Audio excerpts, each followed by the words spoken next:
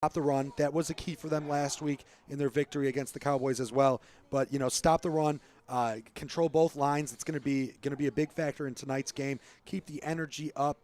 They're hoping they can put the game away early, get on them early, stay on them, and just keep a little bit of a gap. They had a little bit of a tight game last week, a little bit of nerves rolling last week.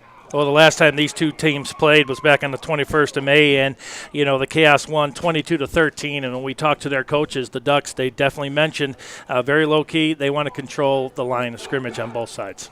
Yep, control line of scrimmage is pretty much the same story we got from the opposing coach of the last opponent that Chaos played as well, the Cowboys. Control the line of scrimmage. A lot of opposing teams will tell you that the Chaos start and end on what Shewchuk can do with the ball. Such an athletic quarterback, what he can do rolling out on the run and making the throws. And you bring up Brockman again. That's another key that's going to be taken out of the arsenal for the Chaos tonight for the second week in a row. Yep, and that's why it was on my mind last week. We thought it was going to be a huge loss for them. They did make up for it early with some big plays from some of the secondary wide receivers, but they do like to rely on their run game out of that shotgun set. So I assume that we will see a lot of the same tonight. Now, with the loss of Brockman, though, does that open up the playbook a little bit for some other receivers to step up? Because I think we were talking about that off the air, that some of these guys are going to have to step up. This is the last game of the season. It's either step up or step out, and this is a big game. Yeah, absolutely. And we saw that happen last week. Like I said, they did lean on the run a lot. C.J. Young had a very big game, and then you throw in the change of pace. C.J. Young there is a 5'11", 250-pound back. He can just pound you up the middle. While he still does have a little bit of shiftiness inside of the tackles, they do like to bring in Cody Gallard with change of pace to get him on the outside and get him around the edge, along with those sweeps that I mentioned from Shewchuk, the fake handoffs and the keeps for him on the edge. But some of the wide receivers that you'd like to see step up, Deshaun Sutton had a good game in the absence of Brockman last week. So it's just a player that we'd like to see make some impact plays. You do lose the size of Brockman while he's not there. Right. He is a big red zone target for them. So when they get into those red zone situations, you probably will see them stick with the bread and butter of the run. But they got a lot of quick, smaller receivers that could pick up the slack. And I think that opens up, the quick over-the-middle passes if they have to do it, the slot receivers and so forth. And defensively, these guys are just absolute beasts on defense. And the coin toss just took place, and it looks like the Ducks actually won the toss, but they deferred to the Chaos, so the Chaos will receive the ball first here in the second half. The Ducks will get it coming out of the halftime. Yeah, absolutely. We saw some big special teams plays in last week's game. We had a return for a touchdown. Nothing would be better than to start it off the same way this week. Absolutely. And you know what? Sometimes what brings out the best in some of these players is having some big guys maybe not playing and so forth. And you get names that you maybe haven't called throughout the season that will show up tonight. Yeah, you got to relish your opportunity when you get it. And it is a wide receiver who may not see the field much. You can come in a championship game on your seek of the 5th straight championship. You can come in and make plays and make a name for yourself. That's an opportunity that you love to have. Yeah, when you look at sports, you don't see that very often where you get back-to-back, let alone 4, and the chance for 5. So this is a pretty special night here. Absolutely. And what a beautiful night we have here. The rain passed through. We're here on the beautiful campus of Benedictine University. It's a beautiful night, big crowd, and we're ready to go. Yeah, I hope we get a good game. We did hear from the coaches that they expect it to be a little bit of a lower scoring game than last week, more control on the lines for both teams. It did turn out into a little bit of a shootout last week, but it was such a great, exciting game. Absolutely. We're about ready to kick off this 2016 GFL Bowl. The Ducks will be kicking left to right, and the Chaos will be going right to left. Chaos in their black uniforms with red numbers, and the Ducks kind of look like the Oregon Ducks, to be honest with you. Their helmets and everything. You can barely read the numbers from up here because the uniforms are so shiny. So, yep, they do. They definitely pulled their look from the Oregon Ducks, and we did hear from coaches, just to throw it out there again, that they are a speedy team, not unlike those Oregon Ducks. Well, yeah, you remember back in the days with was it Chuck Kelly, and he, their quarterbacks and their guys never had a break throughout the entire game. We'll see what happens here to see if the Chaos, like you said, during the pregame interviews, they can get on the board early and put this game away. All right, here we go, getting ready to kick off the 2016 GFL Bowl here from Benedictine University, and there's the kick. It's a long kick taken down, and it's going to hit at about the 5. The Cats bring it up to the 10, to 15, now up to the 20 here to the near sideline, and he's going to be gang tackled at about the 30-yard line. That's where the Chaos will take it, about maybe the 28-yard line, but a good return off a short kick that hit the ground. Yeah, it looks like that was Deshaun Sutton, one of those little speedier wide receivers that I had mentioned. He does like to make some big plays for them. A good start for them. Get it at the 30. You can't really ask for much more opening kickoff. Get your offense in position to get going. Absolutely. We're here early. That was the first kickoff of tonight's game at 14:39 now left here in the first. The Chaos will have the ball for their first possession of the night. We'll see what they can do here. Shuchuk, the refs blow the whistle here. Shuchuk looks like he's going to be under center again. Something we talked about they don't do very often. A little bit rarer. All right, it looks like the Ducks are going to be offside. No flag, and that's going to be a running play right up the middle to about the 32 or 33-yard line. Gain of about, 3 on the play. Make it 4. Handoff for a short gain of 2, giving the Chaos 2nd and 8 from their own 32-yard line. Yeah, we did say that we didn't necessarily anticipate the under the center plays, but they do start out like that. They did say they want to control the line of scrimmage, so that is a good way to get the handoffs nice and quickly to the running backs. Exactly. The Ducks coach said the same thing, so this is kind of an early indication of how this game's going to go here. Shuchuk again is under center. And he's going to take a 4-step drop. He's going to roll over to the far side of the field. He's going to stop. He's going to bring it back. He's got good blocking. And he's going to throw it, and it's going to be incomplete. Nice quick pass he was trying to get to. Looked like 3rd down and 8 from the 32-yard line. Number 23. Yep, intended for Deshaun Sutton there. That is the name that we said we should see step up in the absence of Matt Brockman.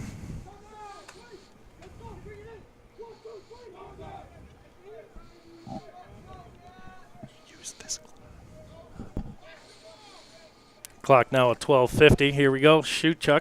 There we see, again, the run up the middle.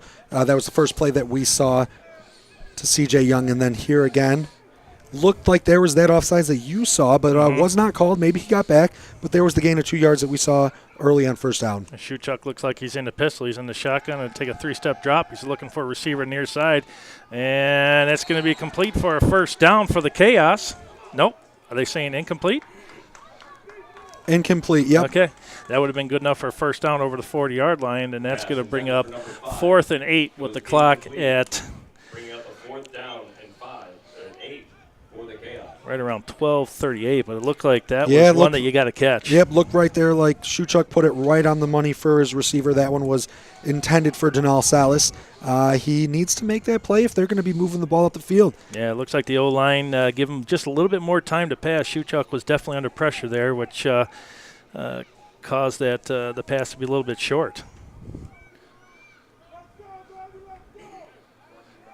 All right, make it 4th and 8, and now the Chaos are going to kick.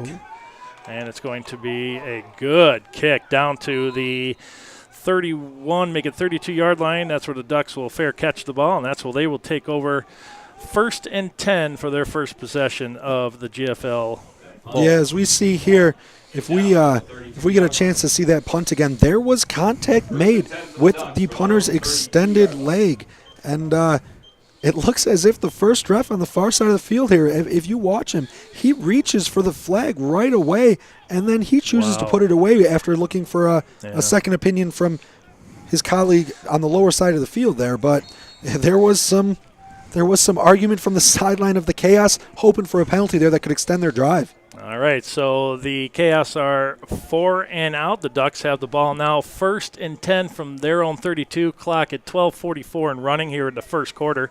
2016 GFL Bowl here from Benedictine University. The Ducks have jumped ball. The ball is on the ground. It looked like a muffled handoff to the running back, and the Chaos jumped all over it, but the Ducks will retain possession. Wow, they're lucky. Yeah, here you see the replay again. Drop on the exchange. It is just a fumble on the exchange. Oh, it looks like the quarterback and the running back have a little bit of a miscommunication there as to what side the run was supposed to go to. Good call, absolutely, because could be jitters here early, but that could have cost them if the Chaos would have got that ball. But either way, they're going to be sent back a couple extra yards. I think it's 2nd and 12 now at the 30. And the Ducks, they've got they're loaded here to the near side, 2 receivers. One man in the backfield. There's the snap. That's going to be a quarterback keeper. He's going to take it over to the far side of the field. He's still on his feet, knocked down to about the 39-yard line. Good run there by the quarterback to kind of fake out the offensive line or defensive line. Yeah, as you see, the running back that they had put in the backfield there was definitely a much larger back than you saw the first play. Leads you to believe that maybe when you see him, you can expect it to be a keeper by the quarterback, because Andre Locke, the quarterback for the Ducks, looks like he is a very athletic, mobile quarterback. Yeah, when you got a running back that can block like that, almost like a fullback, it's like having another lineman there in the backfield with you. You just follow him into the hole, and it's going to be a battle here between the O-line and the D-line. Locke now, he's going to take it. He's going to hand it off to the running back right up the middle, and that's going to be good enough for a first down. Depending where they spot the ball, it looks like he got over the 42-yard line. Let's see if they move the chains. We can maybe get a better look at it here, but here's that running back I was talking about. This is Andre Hobbs up the middle. He is listed at 5'9", 270, coming out as their starting running back. Oh, my gosh. That's a big guy. That is a big guy. That is a guy I thought that maybe we were seeing in there as a blocker for the quarterback on the previous play. But no, they do give him the ball, and they like to see what he does, I guess. Well, the Ducks are able to get the first down of the game as they do move the chains here. Clock at 10:20 and running. Ducks have the ball 1st and 10 at the Ducks 42. Locke again in that shotgun. We haven't seen him under center yet. Still early in this contest. Locke's going to take a 3-step drop, looks over to the far side of the field, and it's going to be incomplete. Nice. He was open, Matt. It was just a little bit definitely short. I don't know if it was a blown coverage or just maybe a zone that wasn't dropped quite deep enough, but definitely an open pass that needs to be completed for them if they want to move the ball as well. We mentioned the same thing with the Chaos, missing open passes, while on the Chaos's instance it was a drop pass. That one right there we did see just a misthrown ball. I tell you, he definitely looks like a dual-threat quarterback. You got to be careful of his arm and his legs. So even a botched play, it looks like he can make something happen. The D-line's definitely have to step up here for the Chaos. 2nd and 10 now, 10 minutes left here in the first. Locke in the shotgun again. There's the snap. He's going to hand it off right up the middle, and the Chaos will say, not tonight. Boy, I tell you, they sniffed that one out quick for a loss of about 2. They were in the backfield quick, Matt. Oh, absolutely. That was a great play. It looks like that was number 49, defensive lineman Nick White, who made the first initial contact with the running back in the backfield. 3rd down and 12 for the Ducks. We'll see if we get a replay here and take another look at it. Beautiful penetration by the defensive line. Quick handoff to the running back that we have talked about, and that is on the outside. 2 men stand him up right away. The first to make contact is Nick White. Absolutely great call there. I tell you, they were in the backfield quick, which I think disrupted his route for sure. See what happens now. We're 3rd and 12, 9-10 left here in the first. Ball on the 40-yard line of the Ducks. Locke now in the shotgun. We have movement. We got flags. Locke knows it's a free play. He's going to step up. He's going to throw it over the middle. It's going to be intercepted. But we do have a flag, and it may go null and void for the Chaos if they were offsides. Yep, looks like they are signaling encroachment on the defense. As you said, it was a good look by Locke. He knew he had a free play, so he knew he could take a risk down the middle of the field to try to make a big play out of it. Right, it's kind of one of those situations you got to keep your head in the game early, and you knew he had that free play. You know, if interception didn't hurt him, he wanted to see what he can do with it. And well, I tell you, the defense, even though they knew the flag was on them, they're secondary. And I tell you, they had that guy covered, 2 guys on him, and there was no way that ball was going to go any further. Yep, here you see it again. He knows what he has. He does a little pump fake using that athleticism, and he throws it off his back foot. Knows he can just take a risk down the field, though. All right, 3rd and 7 now. You see the ref on the bottom of the screen throw the initial flag, and there it is. While it was a good play made down the center of the field by Mike Valenti, it was to no avail. Trips near side here. Ball right at the 45. Locke's going to take a 3-step drop. He's looking to throw. He's going to be rushed out of pocket. He's going to be hit by 1, 2. Make it 2 guys, led by, look like, number 58. Number 58 is Jarrett Horace. And number 51. And that would be Brad Nash. That was a great play by both of them. Absolutely. Boy. Here we'll see it again here. Straight drop back from the Ducks. Looking to use that athleticism we've been talking about, but the disengage by the lineman there, that's Brad Nash just shedding his blocker, stepping back inside, keeping contained very well, moving back inside to make the play. Oh, the penetration there by the Chaos so far on these sets of downs against the Ducks offense. I mean, they were able to just disrupt them quite often, and the battle of the line of scrimmage right now is going Chaos's way. Yep. They had a little bit of a mistake there with the encroachment penalty. Oh, there's a flag. It looks like it might be there as well, not enough to give them the first down, but I would have to think that this is going to be encroachment again. Yep. Or they're saying they were drawn offsides by the Ducks. We'll see as the refs get together at about the 40, I'll make it the 43-yard line, and it looks like it is going to be on the Chaos. Good call there, Matt. So that's going to make it 4th and 4 then. Near midfield, do you go for it this early or do you kick it away? You know, what we will see throughout the game is not necessarily a whole lot of faith in either kick games, the punt game, or the field goals. You'll see a lot of two-point conversions, and you will see a lot of going for it. Usually past the 50. In this sort of situation, you will probably see him go away with the punt. Well, there's the punt. It's a good kick down to about the 5-yard line is where the Cast will take it. Near field, he breaks 1, 2, 3, make it 4. He's up to the 40, out to about the 45 is where he's going to be taken down. That was big number 11, but I tell you, he broke about 5 different tackles there on his way to the 35-yard line. Yep, that is number 11, Christian Grantham back there returning punts. And he does make a good move on right there. And right here, it looks like he's going to get bottled up, but he gets right through a couple tacklers there, follows his blockers to the outside, and gets what he can. Good run back and good field position here for the Chaos. This is right around where they took off the very first possession there, Matt, and they were 4 and out. We'll see what they can do and shoe Chuck and see what he's capable of doing. We know what he's capable of doing. Yep. His big receiver is out, but, there's other people out there that he's going to throw to, and I'd like to see him air it out a little bit because I think they are controlling the line here early. Yep, and he has seen open receivers like we've been mentioning. There was the drop on the first possession. Just avoid the drops and the mistakes. Shuchuk is going to take a 4-step drop, throws it over to the far side of the field. Oh, almost intercepted. A lot of air underneath that pass. And that's going to be incomplete. Dangerous pass as he threw almost into the hands of the Ducks defender. That was a little dangerous there. Yep, and here you see Shuchuk going with the play action. Looking deep. He does look like he has a man open, but the safety, a lot of speed there from the DB. That's Lamont Williams for the Ducks. He had a lot of closing speed here as you'll see him drop back. Coming over from the side. You can't even see him in the screen at first. That is some great closing speed there, and he does make a great play on the ball and break it up because that, if he doesn't make the play, that could be turning around and going for another 15 yards or so. Absolutely.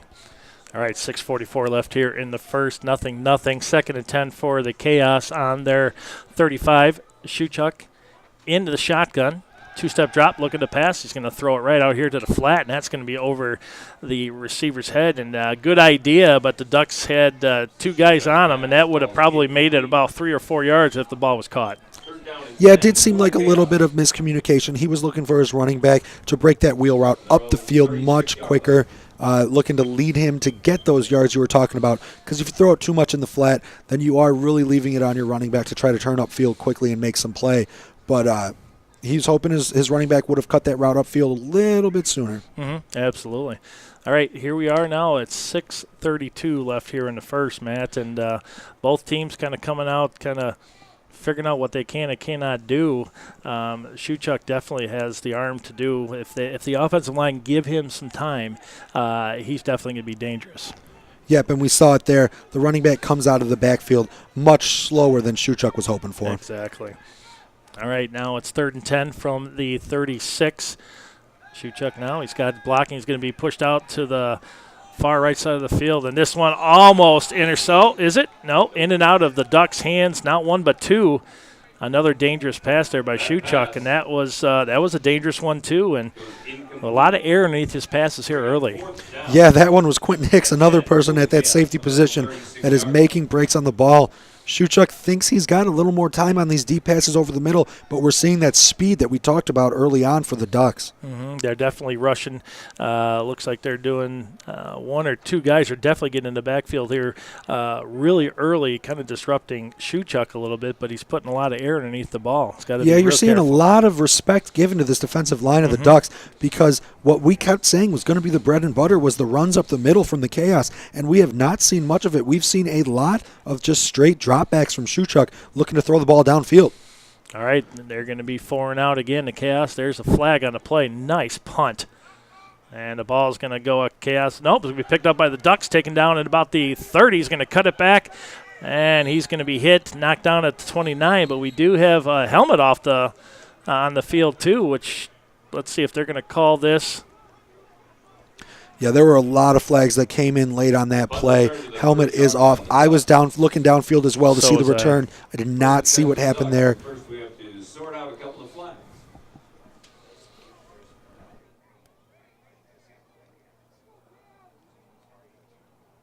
Just always go from this clock.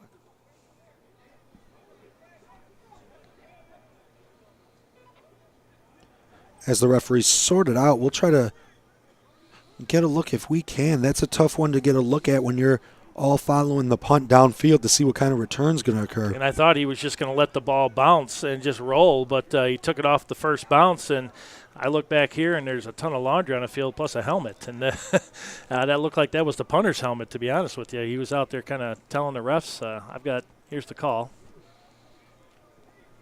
They're going to go talk to the Ducks head coach first. Yep, a lot of sorting out down there on the field. Here's a replay of that, what you were talking about, the bouncing ball. A very risky play to make as a returner, to pick up that bouncing ball and try to make a return out of it. You have your arms extended as a defender is so close to you. Such a risk of a fumble. But when you can make a play on a bouncing ball, you usually do catch the defenders off guard. True. Yeah, it's 50-50. If you make that mistake, the Chaos have it deep in the Ducks territory. You're right. It's kind of feast or famine there for sure. We're still waiting on a call here, man. This is taking quite a while to sort out. Yep, and we do still see a ref on the other side talking to the head coach of the Ducks. We do not see anyone really conferring with the Chaos coaches down here, but they are still trying to figure out what exactly the call was. And they're still trying to figure it out. As a quarter of the Chaos team is on the field there at the 35, waiting to hear what the call is going to be.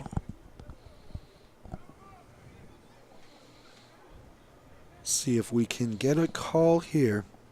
Well, now they come down and they do start talking with the Chaos coaches after having a long discussion with the Ducks coaches.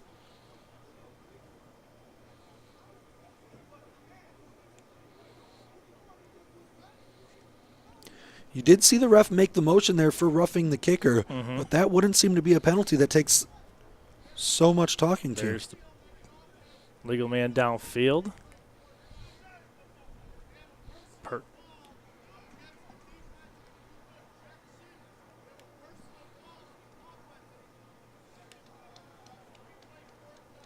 Oh, wow. Were there ejections? There was an ejection on each side of the field on those calls, and also an illegal man downfield. You know, it's going to be a real tough one to try to get another look at here. There's a good block there. That doesn't seem like where it would have occurred. We do see, as we go down, a little group of players there at the right side of your screen getting into a little bit of a tussle with each other as one flag comes out.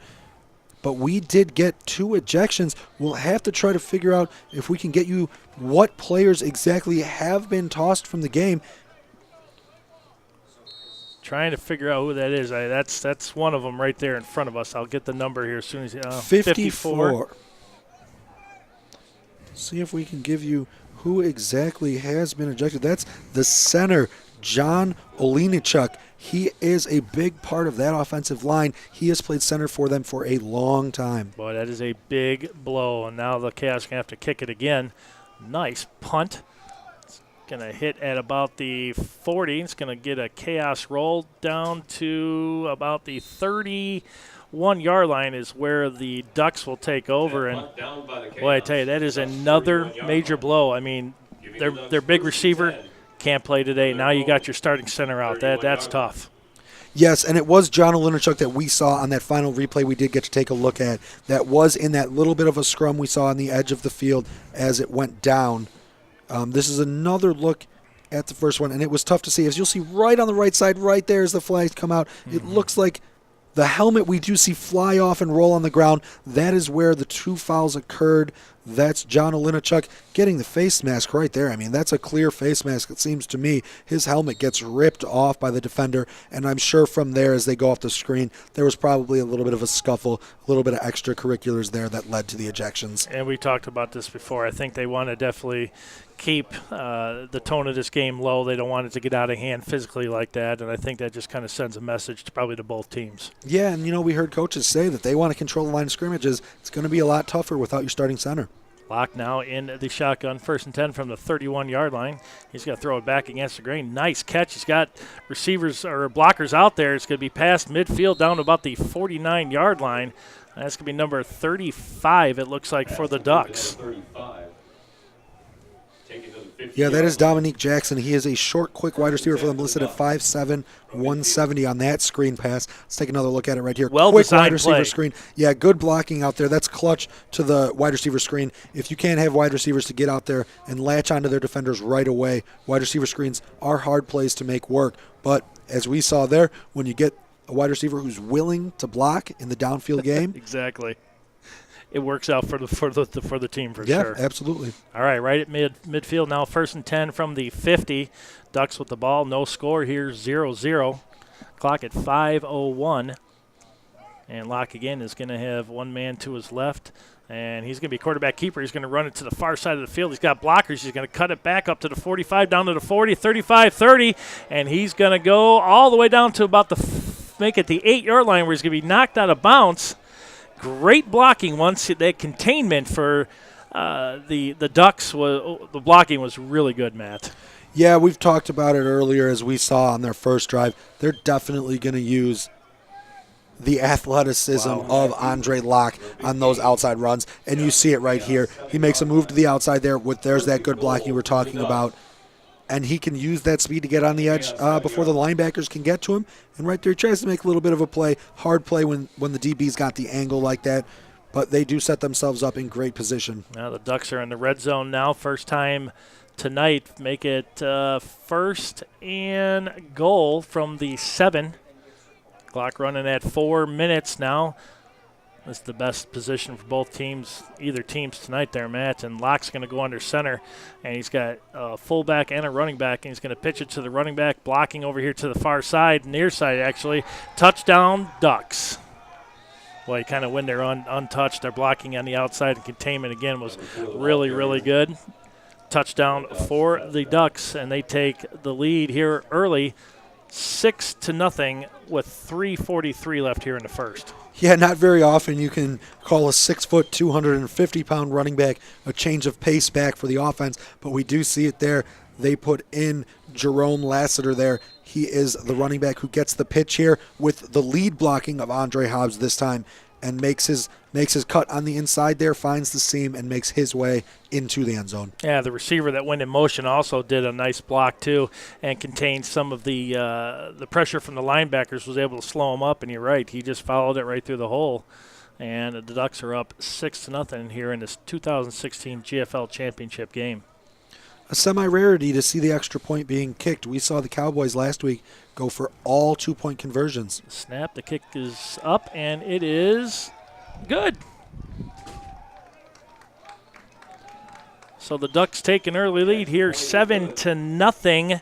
3:43 left here in the first. And, Matt, I tell you, the Chaos, they got their hands full. This Locke guy really came to play tonight. Yeah, Locke and a couple running backs here, big backs, but as we said, the back right here, Jerome Lassiter, for 6'2", 250, he got to that edge and made a cut upfield in a very quick manner. And when you talked about Locke being such a versatile athlete, once he got that corner, he was gone. And if it wasn't for the safety staying back and knocking him out, that would have been a long touchdown run. Yeah, absolutely. And you can only assume that we're going to see much, much more of the athleticism of Andre Locke for the Ducks. Right. And when you talk about containment and offensive and defensive lines, you just need a little bit of blocking when you have a quarterback like that. He can make plays out of nothing. All right, 6 or 7-0 here.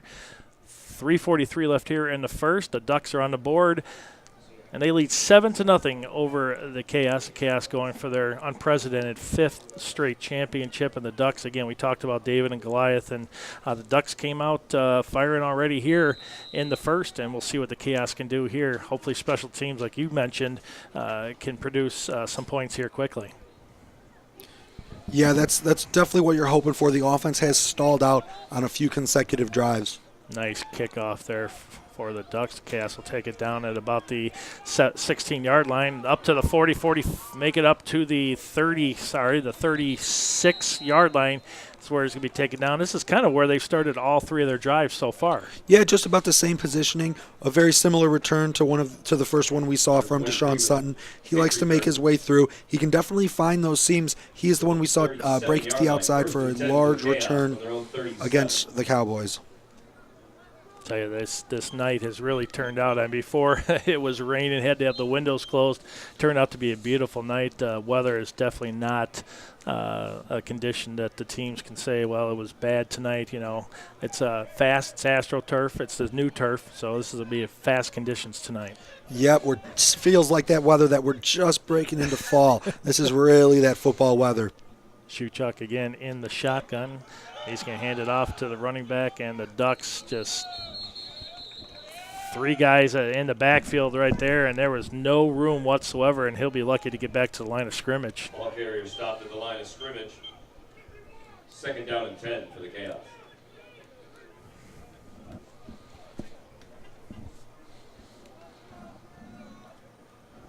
So 2nd and 10, no gain on the play, and again, having trouble passing, and right now the Ducks are able to shut down the running game, so they're going to have to do some trickery. They're going to have to change things up a little bit here early. Yeah, and what really worked for them last week was runs up the middle and then coming off of that with the play action, but they cannot control this defensive line yet, so the run to set up the pass has not quite occurred. Shuchuk, quarterback keeper this time. He's going to bring it around the end up to the 40.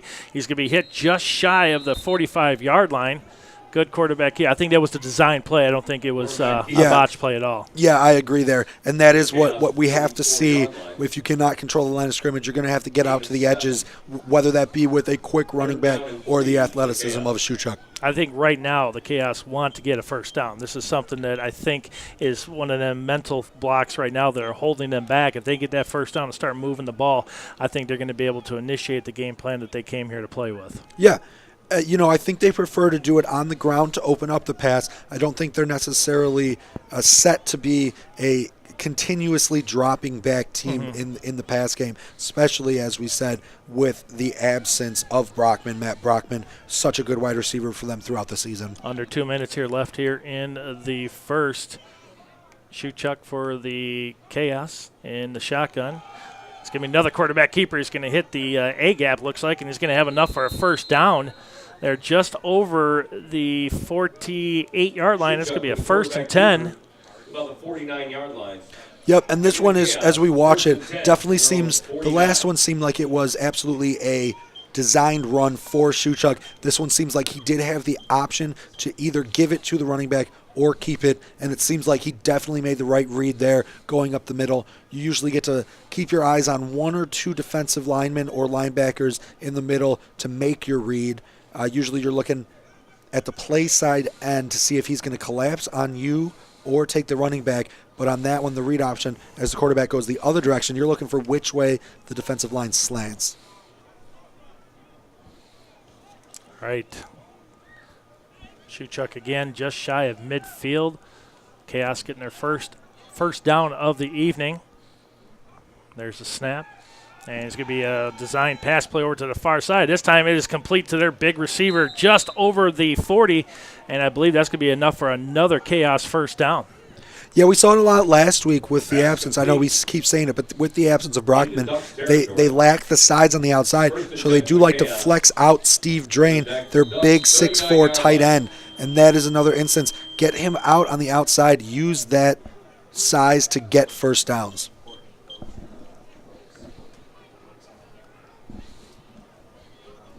All right, we're going to send it down to our sideline reporter, Brooks James, to get his thoughts here at the end of the first quarter. Going on the field. There was a personal foul on John Olenchek. We're still not sure. That happened on the special teams play. We've got John Suchek. He is doing really good. He's just completed his last pass. He's had a few runs, so the offense is warming up. They're still down, but they are starting to get the ball moving. Nick Olson has had a great first half, even though they have given up a touchdown. But I look for big things to come from him as well. Thank you. Back up to you guys. All right, thanks, Brooks. And I tell you, the loss of that center is still big, and but it seems like whoever came in to replace him knows his position, knows his job well, and they were able to move the ball. They got 2 straight first downs, something they haven't had in the first quarter. Yeah, it will be something we have to pay attention to because those first downs the first down we did see did come with runs outside of the tackle. True. So maybe they still don't have quite the trust in the backup center that they have in there now, but if they can attack the edge and it can work for them throughout an entire the rest of the 3 quarters of the game, it does look like it could be something successful. All right, now the Chaos will be going left to right, man in motion. Shootchuck now in the shotgun, and it's going to be hand up right up the middle again, untouched all the way down to about the 20. Let's see, what is that? About the 23-yard line. A good run. Again, we just talked about it. And, right on cue. And they open up a huge hole. Here we see the pass to Steve Drain from just at the end of the first quarter. That's that size of the big tight end on the outside that they're going to need in response to losing their biggest target. Right, and we were kind of worried, not sure what the new center was going to be able to do, and boy, they opened up a hole big enough to drive a truck through there. Yep, here we get to see it. Great lead blocking. You have 3 linemen getting to the second level, and you have C.J. Young breaking it outside. Shootchuck's going to keep it himself over the left side. He's going to cut back. He looks like he jukes one defender and was able to get it maybe just over the 20. Down and 6 for the Chaos. Let's see. They're going to give him the spot on. Let's see where the ball's at. It's going to be just about the 19-yard line. Good run there by Shootchuck. Yep, they're really getting into the flow of what they usually like to do on offense. Runs up the middle, keepers to the edge. Yeah, they're starting to move the ball, and methodically they're doing this. They're starting to do what they knew they could do offensively. I mean, the line is just the blocking is there now. Yep, again, that one seemed to be designed. It looked like the running back came off of that fake handoff with just the intent to block there. Not quite the same as the read option we had seen. Shootchuck, 3-step drop, looking for receivers. Got plenty of time. Rolls here to the near side. He throws it. It's going to be caught. And that should be just enough for a first down. That was a big wide receiver drain, I believe, again. Yes, sir. Yes, sir. The big tight end. They do flex him out a lot in the absence we've talked about as in that flex wide receiver position. A lot of what you see with like the Patriots offense in the NFL, you take those big tight ends, you put them on the outside, it's a mismatch for just about anyone you can put out there. And there we see it work perfectly. While it may not have the separation of a wide receiver, you can use that big body and just block out the defender as if you're boxing out for a rebound. Yeah, Shootchuck definitely threw a wire there, and definitely it was one of them timing plays, and it worked out well. 1st and 10 now at the 12-yard line of Chaos driving, trailing by 7 to the Ducks. Shootchuck now, it's a high snap. He's going to hand it off. Quarterback keeper. No, he's going to break it over to the near side, and we got a late flag after the play was completed, but Shootchuck ran it down to about the 3-yard line. Keeper for about 9. Yeah, it looks like there might be a chance. Excuse me. There might be a chance of helmet-to-helmet contact there.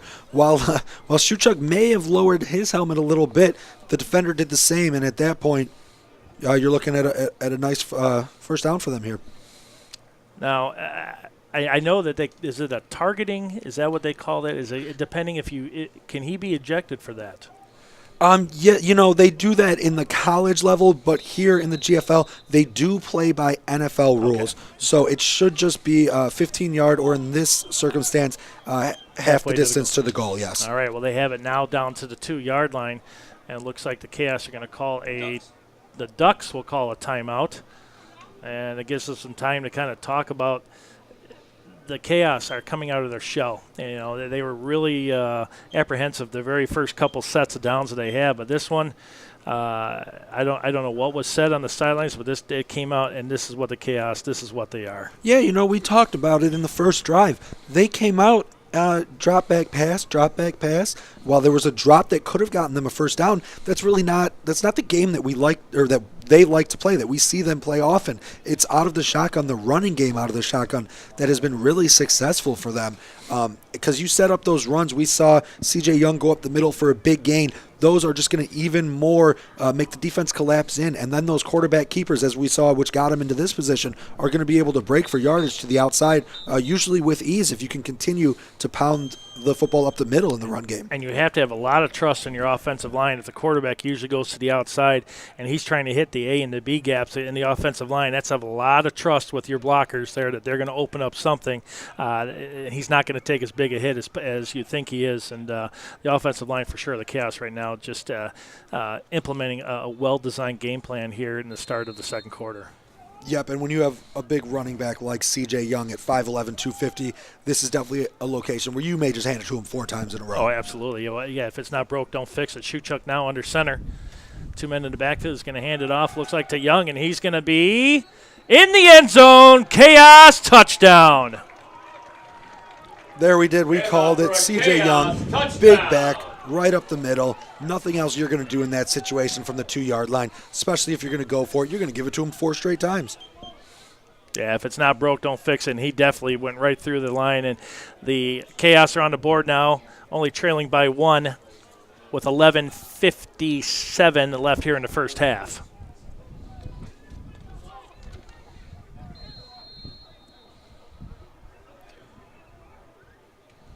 We'll see here Shoechuk under center with C.J. Young back, and it looks like it might be Drain as the lead blocker. Couple really big bodies there. Pound the middle, get the big back into the end zone with ease. All right, the extra point. Special teams is in. There's the snap. Placement down. Kick is up. And it looks like it was blocked. And it's going to be no good, and they are going to end up trailing by 1 on the blocked extra point. The extra point is blocked. So they now lead 7-6. At the Ducks 7, The Ducks 6. lead 7-6 now with 11:05 left here in the first half. A lot of penetration. The guy came right through the line untouched. And that's what I was talking about. They really don't have faith in kick games. We saw this exact situation happen in the Cowboys games. In the Cowboys game, low kicks. When you have necessarily inexperienced kickers, getting the ball up with distance is definitely one of the hardest things as a kicker. While a lot of people can keep it low line drives and still get the distance, it's the ability to really get the height to get over those big linemen there. And especially when you get someone breaking free through the line, it's got to be that chip shot that we always hear. Right. You're taking out the chip shot. You don't want the line drive, especially on the PATs. Right. It gives the opposing team, special teams, enough time to get through the line. You almost have to, instead of being back 5 yards, you got to be maybe 4, maybe 3.5. You're right. That chip shot is all you're going to need. And one thing I've noticed, looking at some of the playoff scores, every point is critical. I mean, that could be the point that you're going to look back and say that could have turned the game, but we'll see as they only trail by 1 here with we got about 10 minutes or so left until halftime, and GFL Bowl 2016 is definitely what we thought it was going to be. It was going to be a tight-knit game, 12-19 left until halftime. Yeah, you don't want to always harp on previous weeks, but what we saw last week is you talked about how important scores can be, extra points can be. We saw the Cowboys in the game that the Chaos came away with go 0 for 5 on 2-point conversions and lose by 3 points. Yeah, that's it's funny how these games play out, and you look at what could happen, the safeties, the extra points, just everything that could happen. Every point is critical at this point, especially being the final game of the season. Yeah, you put yourself in a situation where now you need to go for 2 in the future. All right, the Chaos now will kick it off to the Ducks. Chaos trails 7-6, 12:19 left until halftime. There's a nice kick, nice high kick. Ducks will take it at about the 7. Got blockers up to about the 25. It's going to be tripped up and tackled just shy of the 30. Make it about the 27, 28-yard line is where the Ducks will take over.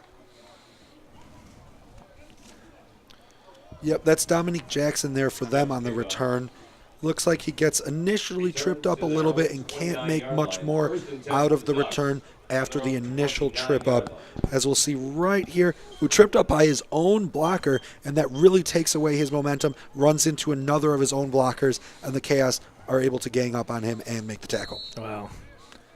It's amazing. All those people out there, and you trip over another foot. It's kind of, and he definitely had a lot of momentum going his way. So the Ducks will now take the ball 1st and 10 at their own 29.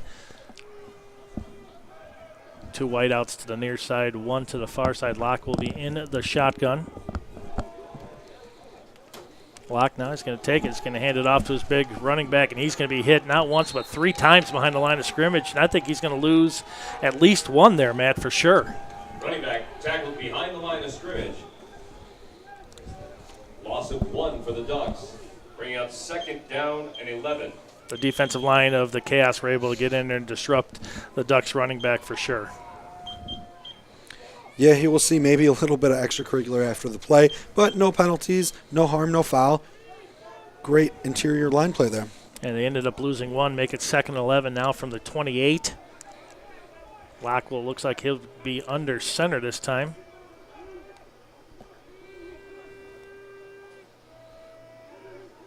Two backs in the backfield with him. He'll be not under center, be in the shotgun now. Locke's going to hand it off to the second man through, and there's a fumble. And let's see who comes up with it. All right, the Ducks end up coming up with it, but big number 1 for the Chaos came in and stripped that ball, and I tell you, the Ducks are lucky to get this one back. Yeah, absolutely. You never want to put the ball on the ground there, but that is a great play off of the edge there. That's a hard play to make. That's Javelle Cooks coming off the edge. Corner blitz, making a very quick attack on the running back here. See it again here. Right off the edge. I'm sorry, that's number 7, Carl Young. That's that outside linebacker that we've talked about before. He makes a lot of plays for them. Ball comes free, and that is the other running back for the Ducks coming up with the return there. Now it's 3rd and 14. Clock running down to halftime. The Ducks lead 7-6, and there's no flags on the play, but Locke looks like he's going to throw it. He's going to be brushed out of the pocket. He's going to throw it up, and it's going to be caught before a big gain down to about the 35-yard line. Big number 18 for the Ducks comes up with the reception as a lot of pressure by the defensive line. Locke was able to get out of there and find a receiver. Yep, we've talked about it plenty of times, the athleticism of Locke there. He makes his way up in the pocket, stepping up in the pocket. Always huge for those late plays during when you let your wide receivers get downfield. You need to have the ability to step up in the pocket. See that opening, come down. He does make a throw off his back foot, but he still puts it right on the dot to his receiver for a very big play for the Ducks. All right, the Ducks are now in Chaos territory at the 35-yard line after that long pass play.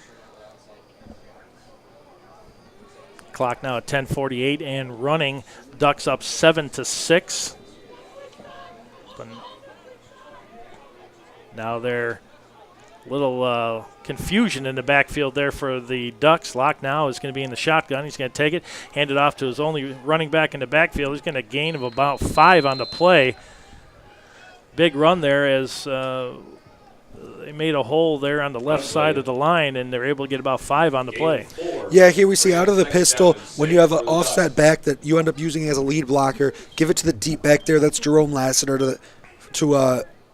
like I said, you have the offset back with great lead blocking that can get the deep back to get as many yards as he needs in any situation. And on first down, getting 5 yards, can't ask for much more. Exactly. They're going to make it 2nd and 6. Lock now in the shotgun. One wide out to the right side. Again, they're going to be in the pistol, and he's going to be hit behind the line of scrimmage, and maybe a gain of 1 on the play to be lucky. Looks like they went over to the weak side of the line, and they were able to maybe get 1 on the play there, Matt. Yeah, you see great penetration this time by the Chaos, but that's the size of these running backs that the Ducks throw out there that we've talked about. That's Jerome Lassiter listed at 6 foot 250 with the lead blocker Andre Hotz listed at 5'9", 270. That's a horse, I tell you. Those are big guys to be running the ball. Oh, very big backs. Such big backs with power to go along with the speed and athleticism of Locke back there. It is a powerful combo in this backfield. They got quads to the top of the field. Empty backfield here for Locke. One wide out here to the near side. Clock at 9 minutes now. Locke's going to throw it over to the far side of the field. And almost looks like that was a block in the back. But, again, the receiver for the Duck breaks 1 or 2 different tackles. And he's going to be down to, I'm going to say they're going to spot him if he didn't step out of bounds. That's going to be, let's see, where are they going to give it to him, Matt? Yeah, you mentioned the quad receivers out there. The one that they have behind in the back of the formation, again, is that running back we just spoke about, Jerome Lassiter. Big guy back there to be spread out wide, but you give it to him in a screen situation like that, and it's not much different than having an up-the-middle run from the outside. Right. 1st and 10 now. They're down to the Chaos. That is a huge 16. missed tackle right there, is. but we've been saying such big guys for a DB to take down with a leg tackle. Again, they're going to put quads not to the far side, but now to the near side. It looks like it's going to be the same play, possibly to the opposite side of the field. Same formation. They just move the quads from the far to the near side. Locke now is going to take it. Now he's going to be brushed out of the pocket. He's going to have to throw. He's going to be hit and taken down. He throws the ball out, almost intercepted. I don't see any flags on the play, but good penetration there by the D-line to get Locke out of the pocket and throw the ball away. Yeah, usually you want to put a few plays in between running the same exact look and trying to get the defense to bite. That time they ran the same look, opposite side of the field. We're hoping for a fake screen that way, get a little bit of a rollout action. But when you run them back-to-back like that, it's hard to really make the defense bite. I agree. All right, clock now at 7:47. Ducks lead 7-6. Second quarter here of the 2016 GFL Bowl. Beautiful night for football. It just keeps getting nicer nicer here at Benedictine. All right, it's going to be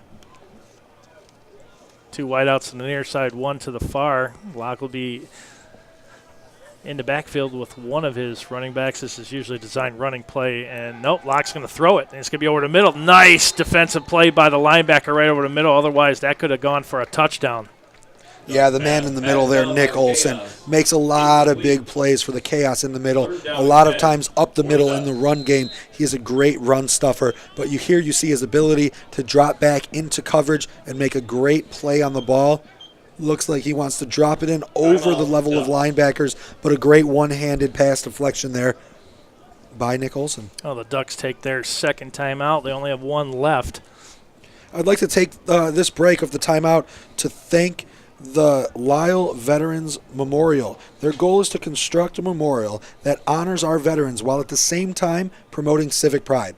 The memorial is to honor veterans that have served or are currently serving in any of the 5 branches of the military. This includes the Army, Navy, Marines, Air Force, and the U.S. Coast Guard. There it is, a picture of it. Looks like it is a beautiful place.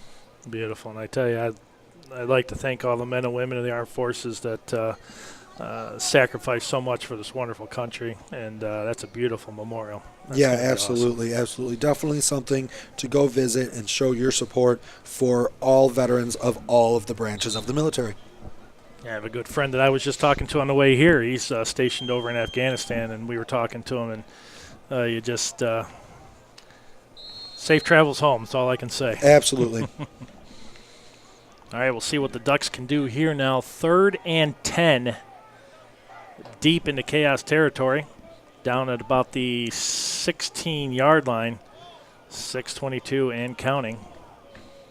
Locke now, he's got trips near side. And And Locke's going to two-step drop, looking to throw the ball. He does over to the post, to the corner, actually, and that's going to be no good. Good defended. Good defense. Bring up a fourth down. And I tell you, the size for the Ducks definitely had it there. 16-yard line. But the safety for the Chaos was able to knock it out of his hand. Yeah, one-on-one coverage on the outside. Give your man a chance to go get it, but great coverage. The Ducks receiver had position on him, but I tell you, it was great hands by the defender of the Chaos to knock it out of the air. Yeah, you could say it was a high throw, but in those situations, you do want to put it somewhere where only your receiver can make a play on the ball. If he goes up and makes a spectacular play, you give yourself a touchdown. If not, you're in no harm. All right, we have a flag on a play. It could be delay a game. Yeah, we got illegal substitution. Looks like they had too many men on the field to break the huddle. Those are the kind of things that coaches has to drive them nuts because you really want to get you're close enough. You don't want to add another 5 yards. Yeah, especially when it's in a situation where, as you see, it's a go for it on fourth down situation. We've talked about the lack of trust in kick games in this league, really in general. Right. It's hard to see. This would be a lengthy field goal for most to kick, especially when we've seen great pressure on both sides during kicks. Well, I think what you're going to see here is probably a heavy dose of Locke. I think he's going to be a quarterback keeper one way or the other.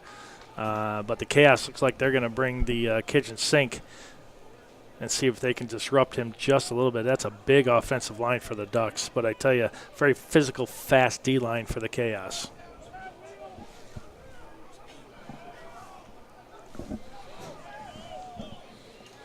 All right, here we go. We got trips near side again. Locke is in the shotgun. Ball is now set at the 20-yard line. There's the snap, looking to throw. He's got time. Oh, he's going to be rushed out of the pocket. Oh, no, he's going to brush it back over to the far side of the field. Man wide open at the 10, to the 5, to the 4. Touchdown. Wow. A couple missed tackles there on that play. A broken play, it's hard to defend. You get out of position easily on broken plays with such an athletic quarterback, but we keep saying his name. Give him the ball in space, and while he's not going to put the moves on you, Jerome Lassiter, such a big guy, is going to be able to just break through the arm tackles that the Chaos are trying to make on him. Here you see Locke uses athleticism rollout, find a wide open running back out of the flat, making his way. You see your running back move like that. And he does put a move on the defender, but it's those arm tackles. You're not going to take this guy down with arm tackles. No, you got to take his legs out. He is a large receiver out there coming out of the backfield. You can try all day long to tackle him up high. You're right. You got to take his legs out. All right. Well, now the Ducks lead 13-6. The extra point last time was good. And there's the snap. Placement down. Kick is up. And it is good. Yeah, we keep talking about it, but it does seem like of all the teams, the Ducks do have a lot of faith in at least the extra point distance of their kicker. He's getting it up over the lines, and it's going to come in handy because, as we said, now the Chaos are in a position where if they come down and score, they're going to really need to go for two pretty much right away to get right back into the game. A little frustration now on the Chaos sideline. They come off the field a little dejected, but still, it's way too early to get down. It's only 14-6, and when you're looking at this, you got still the remainder of this quarter, and you got the whole second half. Yeah, we can hear them right now, animated down on the sideline. Not animated in a bad way, just motivation. They know that they can be back into it. And the coach is definitely getting with the players and telling them to relax. We got plenty of time left here. Yep. This is the two best teams that are left, and you got to expect that they're both going to bring their A games, and you got to be ready for whatever punches they throw at you. Yeah, we saw it last week. They got down last week. They came back. They know they have the ability to. The Chaos know that they can make stops and that they can move the offense. We saw it last drive. They're going to be rested now coming out. They put together a great drive last time, drove right down the field. Just do the same thing. All right, the Ducks will be kicking right to left. Here's we see some of our sponsors here on the screen. Take time to tell you about one in specific, Rugged Maniac. It's time to get rugged. Make sure to use the promo code CHAOS to get $10 off your next Rugged Maniac purchase. All right, Matt, here's the Ducks.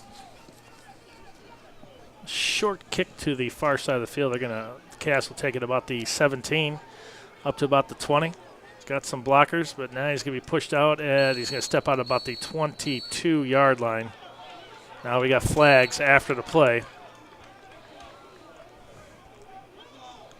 Definitely some late contact here, some late pushing. To me, it looks like it could go either way, but usually it's not going to go against the ball carrier in that situation. It's going to go against the defender for not quite letting up after the runner stepped out of bounds. The rule is always, the rule of thumb is it's always the second guy that seems to get caught in those things. Yes, it is. Let's see what the call is. It is going to go against the Ducks. Not a great return, aided there by a personal foul penalty. Could be huge for the Chaos. With only 4 minutes and 43 seconds left, they need the help that they can get. 15 yards added onto this to make their way down the field. Could be huge. It could be. We'll see what they can do. And, the Ducks have a little bit of what I call Uncle Mo, a little bit of momentum right now. We'll see what the Chaos can do coming out of this. I think that, like you said, that personal foul, that's huge. I mean, you're talking almost up to the 40-yard line now. This is probably their best field position they started off with, at least in this game so far. Yeah, and you can definitely seize the momentum back going into halftime. You score and tie it up going into the half, you can easily get it right back on your side or at least even. Shootchuck now is going to hand it off up the middle. It looks like Young, and he breaks it into the open all the way down to the Ducks. He's still on his feet over the 40, down to about the 38. What a bull run there by Young. Wow. Huge run. That's a way to get your whole team right back into it. Get them right back in the mentality. Wait a minute. Yes, we know we can do this. We can beat this team. That one play after being a little dejected on the last drive, one big play up the middle there by C.J. Young, just using his legs, churning for extra yards there. Big body, big legs, little bit of deceptive speed when he makes it to the second level too. Oh, absolutely, and he just kept those legs going. He took 3 defenders an extra 2 or 3 yards, and I mean that makes all the difference. Now it's 1st and 10 at the 39-yard line of the Ducks. Chaos trail 14-6 here, almost halftime. Shootchuck now is going to hand it off again. Looks like is that Young again. Hey, we got a flag on the play. It gets maybe a yard on the play, but we have a flag. Thrown in the vicinity of holding, but I did see Shootchuck clapping right away. No, it is going to be holding against the Chaos. Usually when you see the back judge throw the flag right there in the scrum of the offensive line, tends to always be a holding call. Well, we'll see what they can do now. Just a very, very small setback here, but these guys have the momentum, and now it's switching to the Chaos. And I tell you, that big run right there, that opens up so much in the playbook. Yes, it does. We saw it earlier. Athleticism is the key word to use with Shootchuck. If you can continuously break runs up the middle with big-bodied backs, it's going to weaken, soften that edge for Shootchuck to keep it. We've seen him do it a handful of times, making it to the edge. It's just something that they're definitely going to have to utilize to make their way back into the game. 1st and 20 now from the 49, almost there to the midfield. Looks like Shootchuck is going to have 2 receivers near side. There's a snap, 3-step drop. Plenty of time. Nice throw. Shootchuck finds his receiver in stride, and it's going to be, that's got to be a high tackle there, but it's going to be a great reception down to the Ducks' 15-yard line. What a reception. Wow. Yeah, you mentioned the reception, but we have to say, what a beautiful ball here. Pure drop back. Let's watch this throw. It threads its way through the defense there. Beautiful toss. You mentioned a high tackle there. It really looked like it could have been called, but it's not, and they're still in good shape. Let's watch this drop back pass again. Beautifully thrown ball there. That's what they needed right there. They got the running, they've got the passing, and they're going to have it now down to the Ducks' 15-yard line. One more time, wider angle, we'll be able to see it. Look at how tight that coverage is, but Deshaun Sutton runs a great route, gets just enough separation for the ball to be put where it needs to put.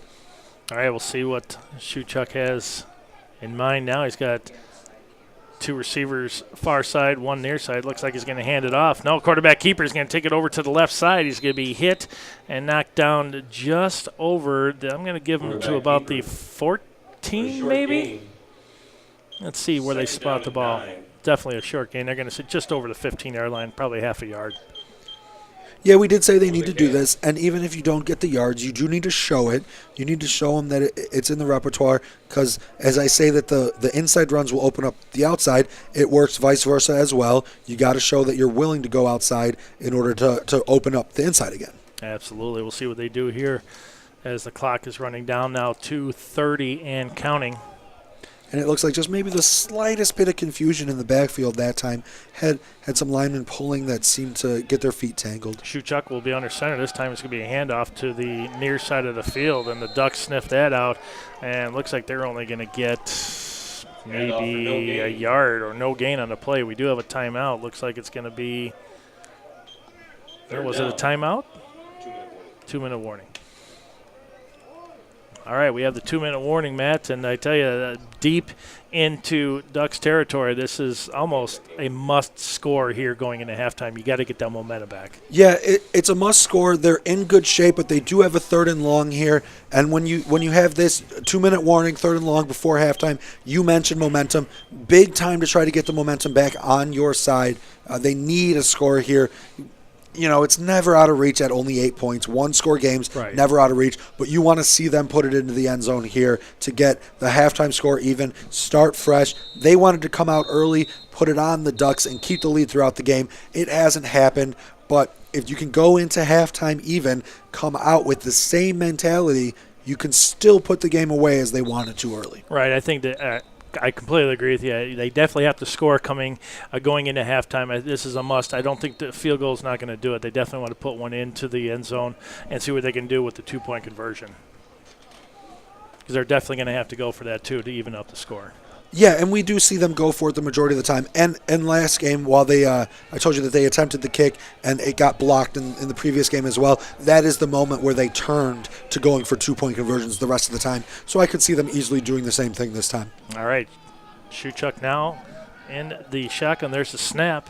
Shuchuk's going to roll out to the near side looking to throw. He's got a man open in the – oh, that looked like that may have been pass interference, but it's going to be incomplete. Looks like they tried to get it to Pass. Falls incomplete. their big, I don't know, tight end that you would call. Yes, big tight end Steve Drain there. He's huge. And, trying to really fit it in a tight window there, a little bit behind the tight end. I don't know if he had the window in front of him either, though. Put it the only spot where his receiver can make a play, as we stated happened with the Ducks in the end zone before. It's where you want to put it, low and behind. You're not going to lead him too much to get intercepted, and you're not going to put it behind. So throw it towards the ground. Maybe he gets down there, and it would have been a first down if he had made the catch, but now you just give yourself one more time. You knew you were going for it here on 4th. Right. So this is a big key play early in this game. I mean, you're talking going into halftime. If the Ducks stop them here, that again, we talk momentum, but the Chaos have to put something in here. They got 4th and 8 now. Critical play here going into halftime. Shuchuk now in the shotgun. He's going to roll over to the near side looking for a receiver. Looked like the same play as last year. Throws it over to the far side of the field. And touchdown, Chaos! Oh, What a catch! Wow. that's big number 5, Donnell Salas, making a huge play. As we were just saying, they needed this play. Big 6'4" receiver. Let's watch it again. Beautiful play. Look at the time in the pocket right here. You have to give credit to that offensive line for giving Shuchuk such time. Beautiful thrown ball there. The DB in great position, may even tip it, but keep concentration, keep your head, keep your eyes on the ball, go up, make a play. Exactly what Donnell Salas did.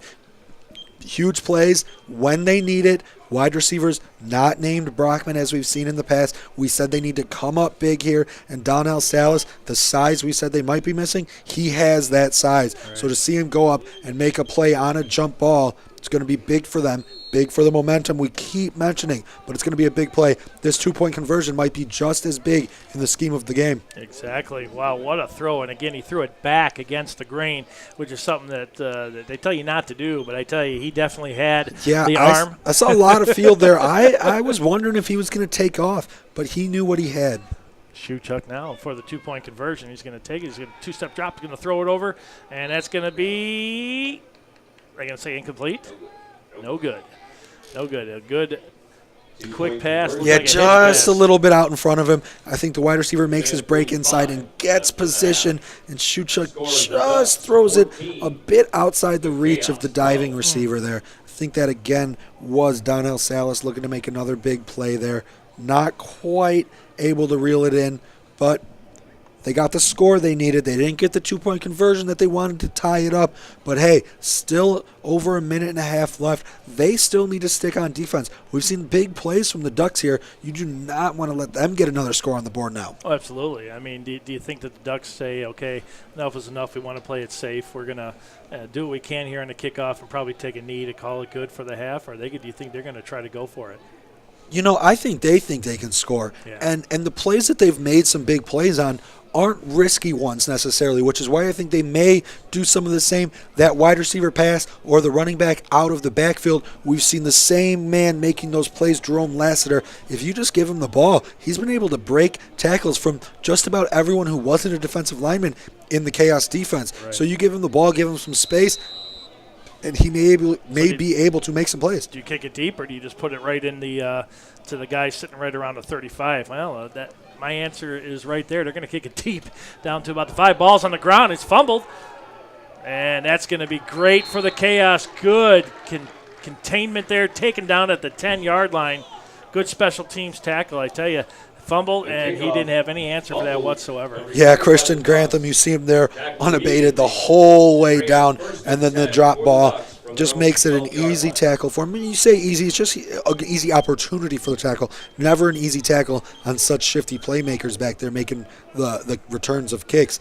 But ball rolls out in front. He's still down, doesn't have any momentum, is moving backwards, but great open field tackle there by Christian Grantham. Boy, I tell you, this is dangerous territory here with only a minute 42. When you take a look at where they're at, you got to be real careful with the ball right here. Yeah, this is when you could see a stop or two, especially negative plays. You could see the Chaos using their timeouts to try to get the ball back in good field position. You're right, and I tell you, the Ducks used 2 early in this contest, only with 1 left here, and that could be very important. You are correct. Locke is in the shotgun all by himself. He's going to throw the ball out to the far flat, and they're going to have a first down. Ducks will have it still on his feet just shy of the 30-yard line.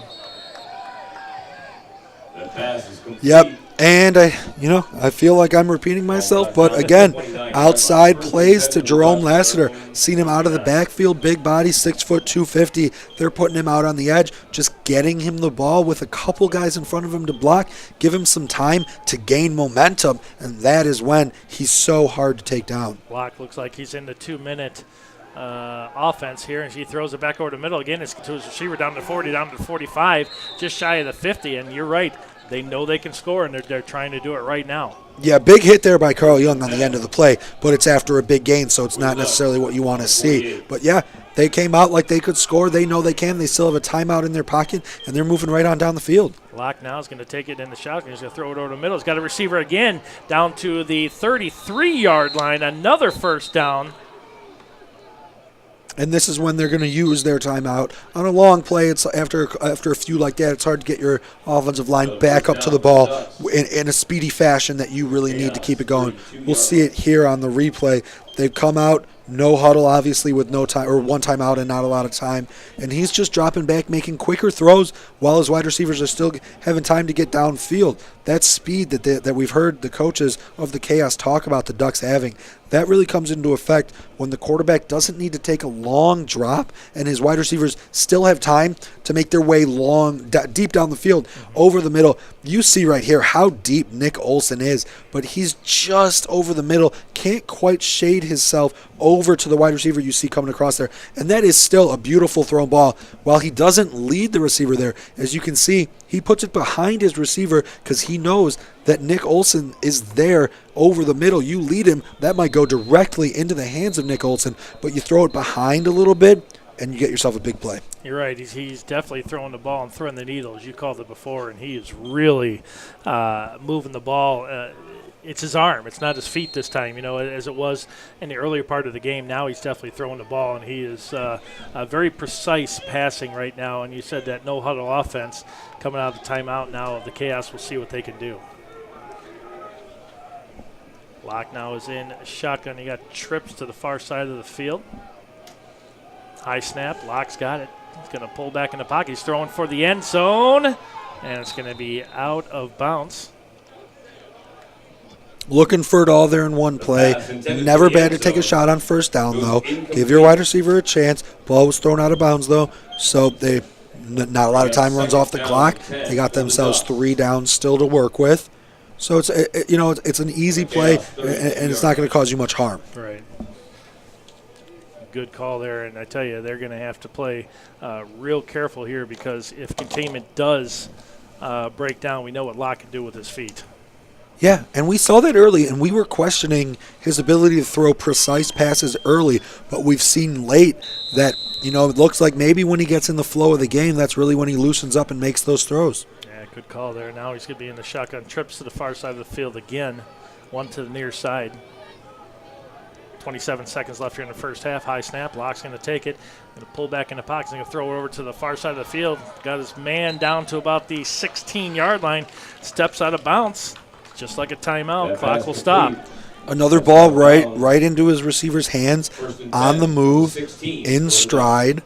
You can't ask for anything more. And another quick, just a 3-step drop, throw, and his receivers are still getting 10, 15 yards downfield on these quick drops. You look from snap to quarterback. I mean, Locke's does not need as much time as Shuchuk is here in the first half. He's able to get the ball away, like you said. His receivers, they're making the cuts, and they know right where the pass is going to be right now, and the Chaos are going to have to do something to stop this quickly. All right, here we go. Locke now got trips to the near side. There's a snap. He's going to roll out slightly to the left. He's going to throw. Pump fake over to the end zone. Nice hit. I don't think that's going to – they're going to call that a completed pass? He never touched it. He was – I don't agree with that with the clock still running. That is going to be a hard play to accept for the Chaos defense. It did not look like he landed in bounds at all. No. We have the benefit of taking another look at it while the referees in this situation in this league do not. Let's see what we can see here. Yeah, that's not. The receiver is up in the air as he gets upended out of bounds. That's the previous play that we saw. But here we go. A little pump fake gets the defenders to bite. There it is. So we'll see him get up under. Do we see any body part come down in bounds here? A forearm counts anything? No, that is out of bounds. That's a bad call. That's going to be a tough one for the Chaos to swallow if the Ducks do end up scoring here. It's a good movement by the quarterback, good pump fake, throw. While it's a good catch made, the defender did what he needed to do. Right. You're taught in that position. If the receiver is up in the air at the sidelines, you don't need to get fancy. You just have to push him out of bounds. I don't know what's going on down there right now, but I think –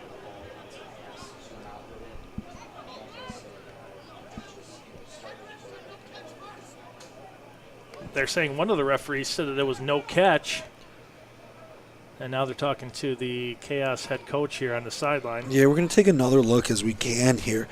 There's the fake, gets the DBs just to bite a little, but still they're in position, up in the air, caught, and we're going to see here his shoulder pad of his right shoulder and helmet come down on the red, not even on the white. That's past the white. He comes down on the red out of bounds. That is a tough call to make. I can see what the Chaos are upset, but they got to be real careful here with 3 seconds left. They've got to stop these Ducks, and this is where Locke is very dangerous down near the end zone.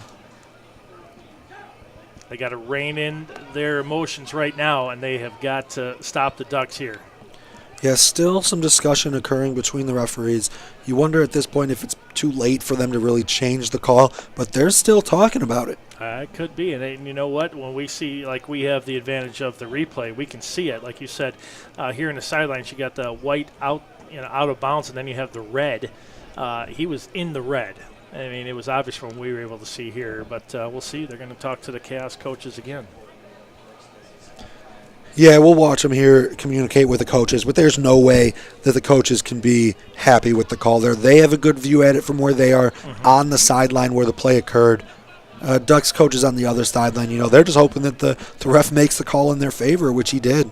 They are going to Well, they're clapping for something. Are they going to change this? This is huge. This is a huge call. This is going to be a very big play. Yeah, I mean, it's just so clear from this perspective. We keep seeing it. He is out of bounds on the red.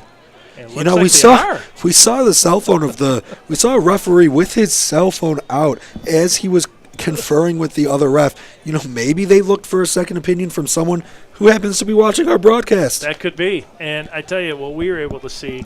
Very clearly. Very clearly. Yeah, I mean, and I think that they are going to reverse the call in the favor of the Chaos and go back to where it was. Yeah, as we see over there right now, a referee has his cell phone out showing the coach. You don't know what he's showing him. It's very rare to see, but could you imagine back in the days of he's showing him a picture saying, "Hey, we have proof." Was that Green Bay and Dallas there in the hashtag Des caught it? Yeah, I mean, really. I mean, and then back in the days when they had the frozen tundra, I mean, no cell phones. This is kind of the use of technology to its fullest extent. Yeah, you know, maybe there's a slight chance that they are watching our broadcast. We, on his cell phone there, the referee, we keep showing him this replay because from our viewpoint, it is clear that he is hitting in the red. First item to come down, right here, shoulder pad, out of bounds. And the ball is... And even in this case, helmet does not classify as a body part that gives you possession in bounds. You need forearm. You need hand that's not holding the ball. You need 2 feet.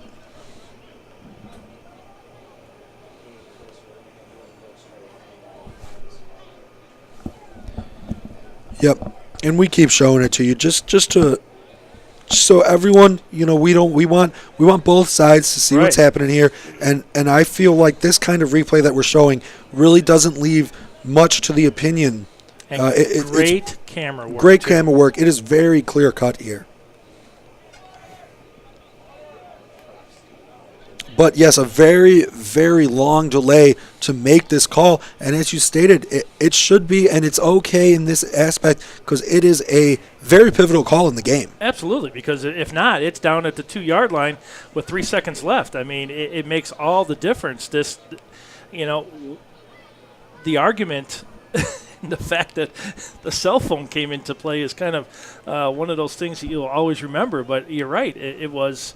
You know, we were able to see it. Now they're able to see it, and you know it's the right call. It really is. Yeah, referees seeing a catch or no catch situation and making the correct call. Unfortunately, in professional football, has almost become an abnormality. Yes, so it's nice to see this referee again. He's got his cell phone out and is showing coaches. And there's this coach here has his cell phone out too. He says. The ref handed the cell phone back to the coach. Yeah, it was the coach's cell phone. He had looked it up on his own to prove it to the ref. That's funny. That's good stuff, though. You can't make this kind of stuff up. No, this is good. You know what? After everything, we are laughing about it, but we do really enjoy seeing the referees going through the effort to make the correct call. Right. You don't want to make a call that, you know, later on you look back and say, oh, my gosh, you know, we were so far off. And the fact that they're doing it, you know, it's taking a while. I'd rather them take a little longer and get it right than to make a quick snap judgment call and make it wrong and affect the whole game. Absolutely. You see that so much, and like you said, you know, you talk about the Des Bryant no catch, this catch, and the whole Megatron, started the whole deal with Chicago and Detroit. I mean, it's just, you know, you've got these plays, but you don't know who's looking at them. Well, we do now. Yeah, well, even we just saw that ref had good vantage point at full speed with the flipping action of the wide receiver. You can see how he would have thought a forearm came down. I agree. All right, now clock is at 13 seconds. The Ducks with the ball, man in motion. Left to right. Locke is in the shotgun. It's going to be tripped to the far side of the field. Locke's going to up in the pocket. He's going to run it up to about the 10. He's got blocking. He's going to be hit at the 10 and knocked down. And the fact is they don't have any timeouts left. And if I was the Chaos, I just let the clock run out. And that is going to do it. Great defensive stand after a long break, but the long break resulted in the referees making the correct call for the play. Oh, I agree, and that's huge to stop. And the fact that the Ducks had no timeouts, I don't know if it would have mattered. All right, we're going to send it down to our sideline reporter, Brooke James, to get a halftime report. We got to go to it now. We're going to do it now. Let's go to it now. Chris. We're going to it now. Get another shot.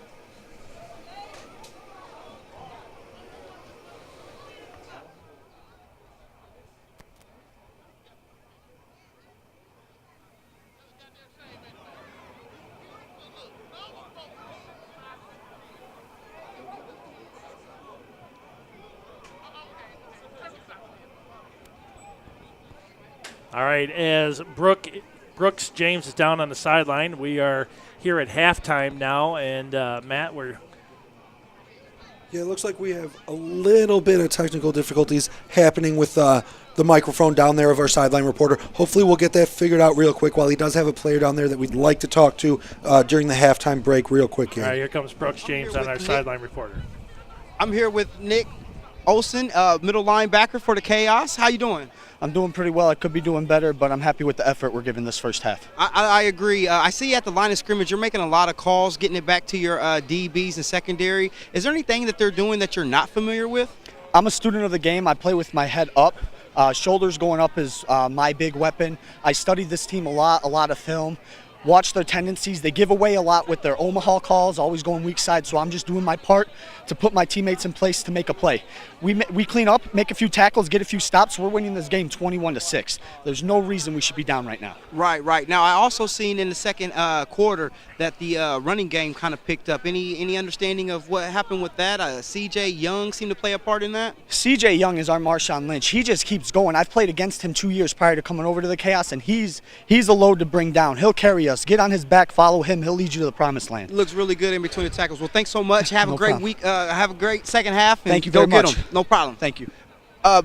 Guys, so right before the halftime, there was a play that occurred where a gentleman, he caught the ball, the receiver caught the ball and was not able to get all the way inbounds. He was tackled right at the line. So since nothing came inbounds, then they had to push the ball back. So that's all from the sideline. You guys we have a great weekend. We have a great second half among us. All right, thanks, Brooks. And you know what? He tapped into that correctly. That play right there at the end of the first half was huge. And the fact that they got the call right and the Chaos were able to stop the Ducks, they can retake that momentum that they had as they got the final score going in to halftime and close the gap to 2 points. Yeah, close it to 2. Obviously deficit, not what you want, as Nick pointed out for us. But he said things that we have been talking about too. Missed open field tackles, specifically of Jerome Lassiter, who we've talked about multiple times. He's a big body. It's going to be hard to make those open field tackles, but it is going to be something that they need to clean up in the second half in order for them to take the lead. I don't want to say get back into it because they're obviously in this game. 2-point game at halftime is nothing, especially when you go for so many 2-point conversions. Well, I tell you, when you look on both sides of the ball, they were able to implement their game plan, both teams, and moderate, 14-12 halftime score is something that I think we knew that it was going to be a close game. First of all, I think Shuchuk was able to get his game going, and I think the running back, CJ Young, what can you say about him? He's an absolute beast, and they have no answer for him on the Ducks defensive line. Yeah, the one thing I might say I'd like to see a little bit more in the second half from the Chaos, and we did see them come out and do it a lot in the second half of the last game that they played, is use the athleticism of Shuchuk on the edge in the passing game as well, not just in the run game. Do you change anything up going into the second half? I don't think. To be honest with you, I don't think it's not broke, so don't fix it. I keep saying that. I don't think they change much of anything. Maybe the pace a little quicker to try to tire out the Ducks a little bit. Yeah, I don't think they need to change much, just a few adjustments here or there. But we will see what there is to come in the second half. But for right now, we are going to take a quick break and let our sponsors give you a few words from them. The Illinois Center for Broadcasting is now the Illinois Media School. We've been an institution in the Chicagoland area now for 30 years. Because the broadcasting world is always changing, so are we. Not only are we teaching radio and television production, but now you can learn all aspects of the media industry, like web design. You can even specialize in TV or film, sports broadcasting, and even sales. No matter where you are in the Chicagoland area, we have a campus near you. The Illinois Media School. Be on TV, be on radio, beonair.com. In a multi-sport race, it's all about time. If your shoes cost you time, they can cost you the race. Now there's a new transition shoe by Pierce Footwear, the first laceless, tongueless running shoe built specifically for multi-sport athletes and designed for comfort, performance, and saving time. Join the footwear revolution. Learn more about Pierce Footwear today.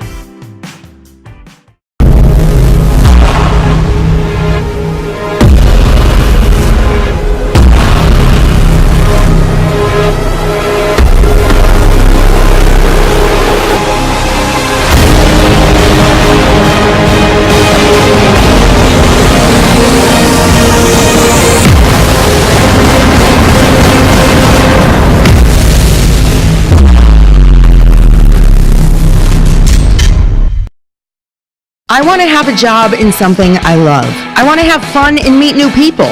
I want to be social. The Illinois Media School has so many cool things they offer for me and their students. With the amount of stuff you learn, there's no way you won't succeed. You'll learn how to do a voiceover, how to use camera equipment. I mean actual hands-on. You can even host your own radio or TV show. All of our instructors actually work in the industry too. So go to beonair.com and start your future in broadcasting today.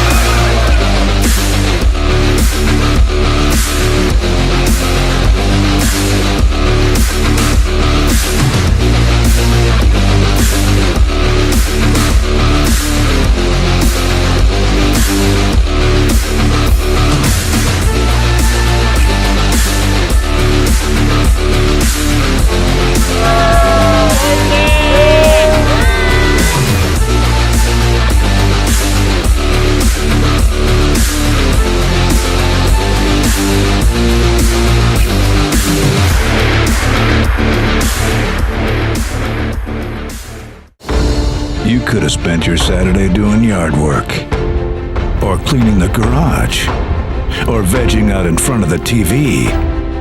But instead, you're covered in mud, jumping over fire, rocketing down a water slide with your friends, and just plain having fun. The chores can wait. Today, you're a rugged maniac.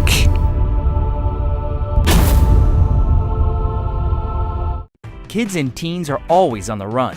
They don't have time for this. That's why they need Pierce Footwear, the first laceless, tongueless performance shoe that's built for running fast, saving time, and looking cool. Forget the laces. Join the footwear revolution. Learn more about Pierce Footwear today.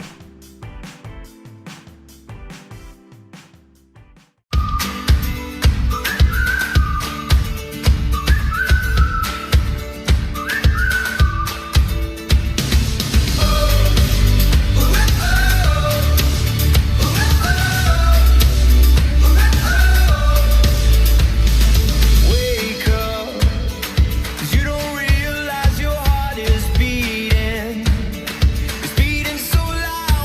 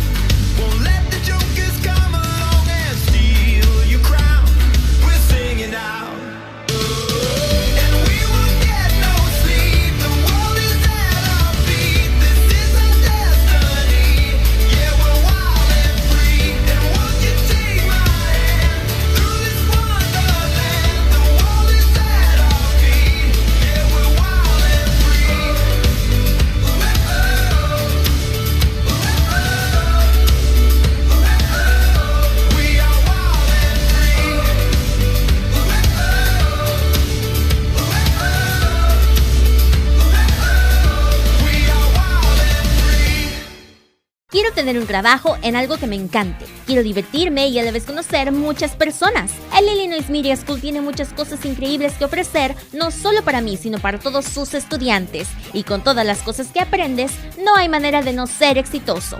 Aprenderás no solo a hacer segmentos de audio al aire y usar el equipo de cámara, incluso puedes tener tu propio show de radio o televisión. Y los instructores trabajan en la industria. Así que visita bionair.com y empieza tu carrera en broadcasting ya.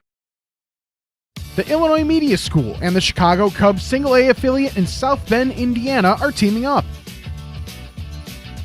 Be a part of all the action with the Illinois Media School's new Sports Broadcasting Emphasis program. You'll experience what it's really like in the broadcasting world by analyzing games. Swinging a long drive to left field. Pickens on his horse, still on his horse. He looks up. Adios! Play-by-play, producing, shooting, and editing games for the Cubs of the future, your South Bend Cubs. You'll be doing everything but handing out the peanuts. Peanuts! Got your peanuts here! The best part is you'll be covering up to 70 games this season and the opportunity to do play-by-play for the whole 9 innings. So start your career with a home run and join the Illinois Media School. For more information, go to beonair.com. That's beonair.com. The Illinois Media School and the Cubs. Now that's a winning combination. All right, welcome back to the 2016 GFL Bowl. I am Bill Downing, joined by my color analyst and good friend here, Matt Whiting. And I tell you, pivotal play at the end of the first half. You know, we talked about how important it is. Close game, 14-12. Beautiful night here at Benedictine University. It's going to be a great second half. Yeah, we did talk about how long it took them to get the call right, but here we see it. As we said, we kept saying, you know, you can accept it as a fan if it is what gets the call right. And this is just another angle we had of that replay that you can just see. It's pretty clear to us, and I feel like it's got to be clear to all watching, that it is pretty undeniable that no part of his body came down in bounds. And while I know as a Ducks player or coach, you got to be kind of upset that the call that was made on the field was not upheld and was overturned, but it was overturned to the right call. Right. It was a great catch, but right, you mentioned the helmet is not part of, if it lands in bounds, your body has to land, an arm, a leg, or something. And it didn't happen. And they did get the call right after about 4.5 minutes of doing their research. And I think it was the right call. And like you said, Ducks probably aren't happy, but you know what? We've got a close game. The Ducks, you know, they've got a 2-point lead going in here to the start of the second half. I think the chaos, I think that is going to help them here to start off the second half, even though they're kicking off to the Ducks. Yeah, we talked about momentum as far as the scores and the drives went, but a play like that, you know the refs are going to get calls right, hopefully, from here on out. They know what's at stake. Chaos are going for their 5th straight championship. Either way, it's a championship game. The Ducks want it just as bad. We're going to kick it down here to Brooks, who has a report for us down on the sideline. Thanks, guys. Just wanted to kind of recap the first half to the second half. There's been a lot of banter on the field, a lot of trash talk, so we're going to be in tune for a really strong championship second half. I would definitely keep my eye on tailback CJ Young. He's been really running the ball in between the tackles really hard. That's all from the sideline. Back up to you guys. As we're getting ready, the second half kickoff, the Ducks will take it down at about the 16-yard line and break it over to about the 30. That's where he's going to be gang tackled just over the 30-yard line. And, I think Brooks, I think he hit it right on the money. There's a lot of stuff going on between the two, and I think it's going to be the one that can just say, you know what, enough is enough. We're going to play our game. That's the one that's going to come out and win tonight. Yep, and Brooks mentioned by name C.J. Young, going to be a big part of the offense for the Chaos in the second half. Get him going, get the athleticism on the edge of the quarterback shoe truck, and I'm sure you will need to make plays in the passing game downfield to get your scores, to really move the ball, but we've seen that it is a possibility from Shuchuk. He's put some balls so precisely on the money, especially the touchdown that we did see, to Denal Salas. Another one like that, a couple plays through the air, but I think that they can go to what we called early on the bread and butter, which is the run game. I agree. All right, the Ducks come out of it. It's going to be 1st and 10 from the 31-yard line. two wide receivers near side. Locke's going to take a step drop. Oh, it's going to be tipped at the line of scrimmage. Good pressure there by the Chaos as they were able to get into the backfield and deflect it, and it was almost picked off. Let's watch here who got in there and got the pressure on Locke. It looks like from the right up the gut there. Great pressure on the interior of the line there. Excuse me. And then we saw from the outside as well was Carl Young. Huge play. And then you saw one of the defensive linemen for the Chaos calling for a hold. But we do know that after a tipped ball, it is okay to hold the guy going for the interception in that specific case. Exactly. All right, now make it 2nd and 10 from the 31. Locke, 2 men in the backfield with him. One wide receiver far and near. Locke's going to hand it off to second man through, and he's going to be hit behind the line of scrimmage. Again, huge pressure by the Chaos defensive line, and he looks like he's going to lose about 2 or 3 on the play there, Matt. Yeah, that's big number 90 Chevy Jenkins there with great penetration up the middle. 2 straight plays controlling the line of scrimmage, which was a key to the game early on. Control the line of scrimmage on both sides. We saw late in the first half that the Chaos started to get control of the offensive line of scrimmage. This side of the ball will be a key for them in the second half if the defense can have penetration like that and really get Andre Locke off his spots and not let the run game get going. That will be huge for their success. I agree. 3rd and 13, clock now at 13:54. Locke's got to do something here for the Ducks as Chaos pressure is knocked him back a couple yards now. Locke, 2-step drop, looking to throw here to the near side. He's got one wide receiver, and he's going to be hit and knocked out of bounds at about the 38-yard line. It's going to be about 4 yards shy of a first down, but it does give him a little bit of room to breathe now. Yep, a pretty simple drop back pass to the about 10-yard out there for the wide receiver. Good throw there. DB drop back in a little too deep as the wide receiver made his break, but that's just a solid 3-step drop. Take your hitch, throw the pass. Good ball on the money there. We actually see the DB there tripped a little bit, slipped as he tried to make his break on the ball, so it allowed for the pass to be complete, but puts him still in a 4th down situation. You go for it, or you kick it here? Let's see what they're going to do. I think they're going to kick. Yeah, it does look like they have the up back there, and then the deep guy would be the punter. But they're running guys, they're running guys in and out. Looks like it could be a trick play. You never know. Clock running at 12:45. 4th and 4 for the Ducks. They lead by 2, 14-12. The Ducks are going to kick that ball. Low kick. Going to hit about the 35. Up to the 30, now to the 35, down to the 40. Up to the 45, down to about the 49-yard line. A good return for the Chaos as they will be in Ducks territory on their first possession of the second half.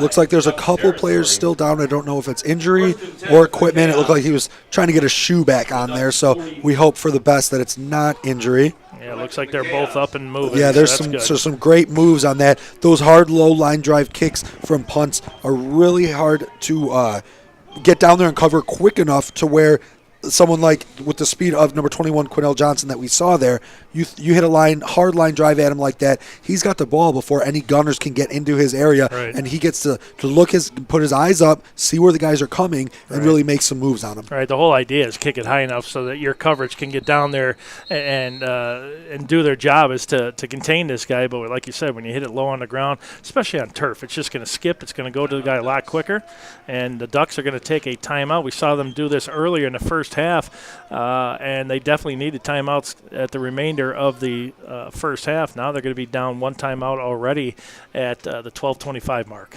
Yeah, early in the half and on defense, not what you want to see. But here's that line drive kick we see, and you see when he recovers it, there's one gunner semi-close to him, but he gets easily blocked, and at that point, there's no one around him. He gets to pick and choose what lanes he takes and who he makes his moves on. One thing I've noticed just by looking at our camera view and our view here from the press box, the Ducks already have their hands on their hips, and the Chaos just the opposite. It looked like that the Chaos were a little bit tired toward the first half, end of the first half. They're coming out now with a lot of energy here to start the second half. Yeah, I think that stop at the very tail end of the first half gave them some juice, really got their energy back into it. And energy, what did we talk to the coach about before the game? Mike Milotti, the head coach, told us they needed to stop the run, which we've seen them pick up already here in the second half a little bit, but they needed energy, stay aggressive, show energy, come out quickly, and it seems like that's a little bit more of what they're going to go after here in the second half. Okay, 1st and 10 for the Chaos on their 49-yard line. Shuchuk going to take it, hand it off to, looks like Young right up the middle. He's going to be into Ducks territory at about the 49 when he's hit back, and good penetration there by Young. Yeah, solid collision there.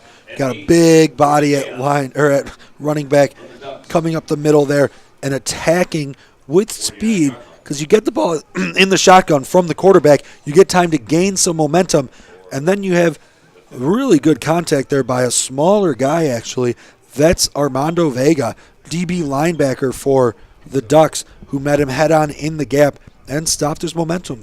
Good tackle. We talked about it before. If you're going to take up the guy high, you got to at least wrap your arms around him. You can't just flail with arms out. You got to make sure that you can make that tackle, and he was able to stand him up. Even though they're going to say it's a gain of just over midfield, but it's going to give 2nd and 9 now for the Chaos. Twin receivers to the top side. Shuchuk now is going to take it. He's going to roll over to the far side of the field. He's going to throw it back again, and there's nobody there. It looks like that was kind of a miscommunication. Oh, it looks like a late hit on the quarterback there. Shuchuk a little slow to get up. Looks like he thought his wide receiver was going to make a break towards the outside and go upfield, and it didn't happen. But look how late. That's a late hit to the quarterback. That should be 15 yards going the right way for the Chaos. That was a dangerous hit, too, and Shuchuk, like you said, lucky to get up from that was a really late hit. But I believe it's going to be a 15-yard penalty, and that's going to put it all the way down to about the 35. Mistakes were big in the early part of the first half for both teams that we saw. Drop passes, late penalties in drives that really extended them. Early on here, the Ducks make the first mistake of the second half. If the Chaos can capitalize on it, take the lead back, all the momentum that we've been talking about. I agree. That is a huge twist here to start the second half. The Chaos will have it now. Well, hold on. Got whistles all over the place. Refs are conferring over something.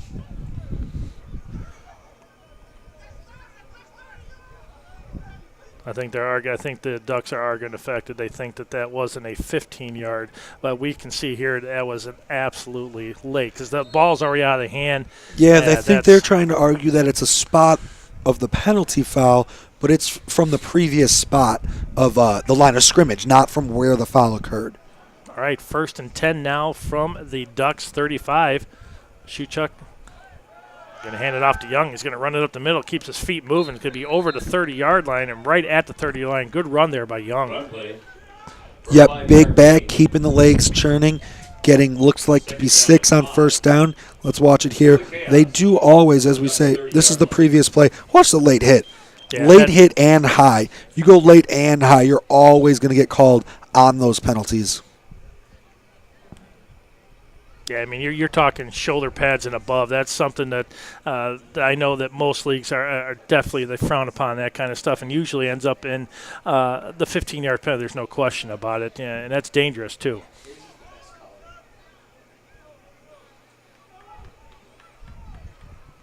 Now 2nd and 5.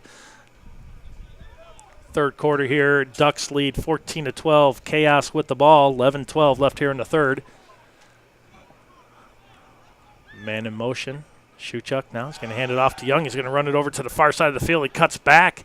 He's going to be tripped up just shy of, looks like the 1st down there, Matt. Just shy of about, we got a late flag at about the 25-yard line. We'll see what the call is. Yeah, I do see Ducks players clapping, so I think they think that it is against the Chaos. But there's some of that shiftiness that I talked about with CJ Young early on in the game. He's a big back, but great feet. Great feet to move himself in the hole left and right and just evade a couple of those gaps. Change your gap from the A gap to the C gap if it's not open for you. I agree. You're right, and he's got those really quick feet that able to make those cuts. That makes him special. And this is going to go against the Chaos. Could be a 5-yard penalty. Not sure what the call was. No, and after the ball penalty of only 5 yards, I do not know what the call could be either. I don't know. I saw him. It was a delay of game. Okay, maybe he rolled over on the ball or tried to push it forward or rolled it away. Let's see what we see here. Yeah, he threw the ball. Okay, yeah. So there you go. Little things like that. Just the little things. not as big of a mistake as the penalty we saw from the Ducks, but a mistake that takes it from a 3rd and 1 or less to a long 3rd down. And this could be the turn of this drive. So again, we talked about mistakes. They go both ways. Twin receivers left and right. Shuchuk in the shotgun. There's the snap, low snap. Shuchuk now brushed out of the pocket. He's going to throw back here to the near side. He's got a man. Oh, in and out of his hands. That would have been good for a first down to about the 2. Wow, he laid out for that. Wow. Ball put just about on the money, maybe a touch long, but that's a catch that, as you see from the reaction, Steve Drain really wants to make. He knows how big of a play that was on a long 3rd down. Beautifully thrown ball. Moves himself right in the pocket. Thrown ball just through the hands, just overextends his big receiver there. But as we said from the reaction that you see, Drain knows that he needed to make that catch. Big target, laid out for it for sure, and wow.